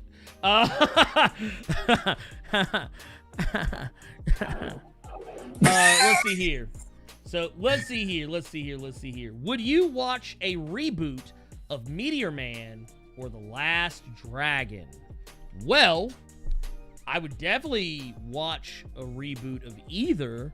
Probably quicker The Last Dragon than Meteor Man. But I do have a policy. I think bad movies are perfectly okay to remake. And though I don't think Meteor Man is a terrible movie, it's not a particularly good one either. But I would probably be more interested in a Meteor Man remake than a Last Dragon one, because I think Last Dragon is fine. But I would just based on like familiarity, Last Dragon. Let's see here. Losersaur says, for both Ernie and Carter, do you recall the first time or experience that got you into comics? If so, what or who was it? And what was the first comic you finished reading that made you say, I love comics? Ernie's gonna hate this one. Oh shit, I already know what it is. Go ahead and say the shit, goddammit. Go ahead and say it. All right, so I actually do remember explicitly the first time. It was March 15th. It was 1994. I was in a middle school library because back in the day, the one thing that schools always did was fucking book, those like scholastic book fairs. Mm-hmm. And I was getting a few copies of Animorphs. And then a buddy of mine, I had a Green Lantern comic that I had randomly found. This was in 94. This was Kyle Rayner was my Green Lantern. And the only reason I had that book was because his girlfriend at the time was this green woman. And I thought it was She-Hulk. And I was a pervert little kid and you could see side boob. But I ended up trading that comic to a buddy of mine for a 3-issue miniseries from Alan Moore about Violator. Okay. So with me, it was always I always came back to Spawn. Okay. All right. I see you. Yeah. Spawn. Jeez. Anyway, point of the matter is my answer. We're not, and it wasn't Spawn. I'm gonna say, my mother, I've talked about this before in the past. My mother used to give me a subscription to DC Comics and Marvel Comics to be sent to our house in the mail. Yeah. Back in the day when that was a thing. And one of the comics, she used to read a lot of them to me or read a lot of them along with me. Mm. But the one that I remember that I was actually able to read for myself, the first comic I was actually able to read, wasn't the first one I was actually able to read for myself, but it was the one that I felt, what's the best way to put it? I felt that it really brought me in. Like it brought me into comics and made me like care about superheroes more than I already did. And that was it was a comic. It's The Adventures of Superman number 463 from 1990 by Dan Jurgens. And it's the issue Speed Kills. And it's one of the many races between Superman and the Flash. And I really was into the Flash TV show because it was out at the time, I believe. And I really loved the Flash. And it's funny because at the time, you know, the TV show was Barry Allen. And I didn't even think about the fact that the Flash that was in that comic was Wally West. Yeah. But when later on I realized, but I love the fact, like, I just thought it was so cool that, like, Flash was racing Superman, who's supposed to be, like, the end-all, be-all. And the whole time, he was just, like every time you saw him, motherfucker had Big Macs and milkshakes and pizzas and shit in his hand, and he was just chowing down and running the fuck out of that goddamn race, and I loved it. So, yeah, that was technically the one that kind of, it kind of got me into superhero rivalries, more or less. But yeah, there you go. There's that one. Here it is. Conway Burkdog just became a Blerd Club member. Thank you for that, man. Look, we out here, man. We out here. But that said, yeah, that is the show. We went a little over on questions both for chat and Discord. But yeah, we're still under 3 hours. So I think that's a good thing. I feel like if we keep at it, we'll be able to get it back to where it was. Because I kind of had this idea. I was thinking about. I was like, what are you gonna do for when you hit Blerd, the Blerd Cave number 75 or the Blerd Cave number 100? I used to do like the giant size Blerd Cave where I do like a longer Blerd Cave, but it's like, but if every Blerd Cave is giant size, then none of them are. Something to think about. Let's see here. Boom. Also, we got another super chat from Losing Swords. $2 super chat. Says, damn. Super wholesome story. Respect. Here, man. That's what we're here for. Yeah, I like your story a lot more than somebody gave me 3 issues of Violator because they wanted side boob in a Green Lantern comic. Yeah.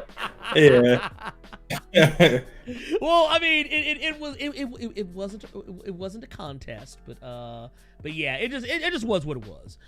It just was what it was. So real quick before we get out of here, I do want to say yes. Make sure you guys are checking out some of the new stuff that's about to drop here in a minute. X-Force number 11 video is going to be coming up here a little later. I may go ahead and hit the button on that one as soon as we are done here. I may wait a little bit just to give myself a chance to jump in those comments because I'm a little behind. I'm trying to get in the comments on every video, but man, it is difficult because y'all be coming in full force. But that's okay though, because that's kind of the point. First world problems. I have too many people commenting on my videos. Nah, that's not a problem.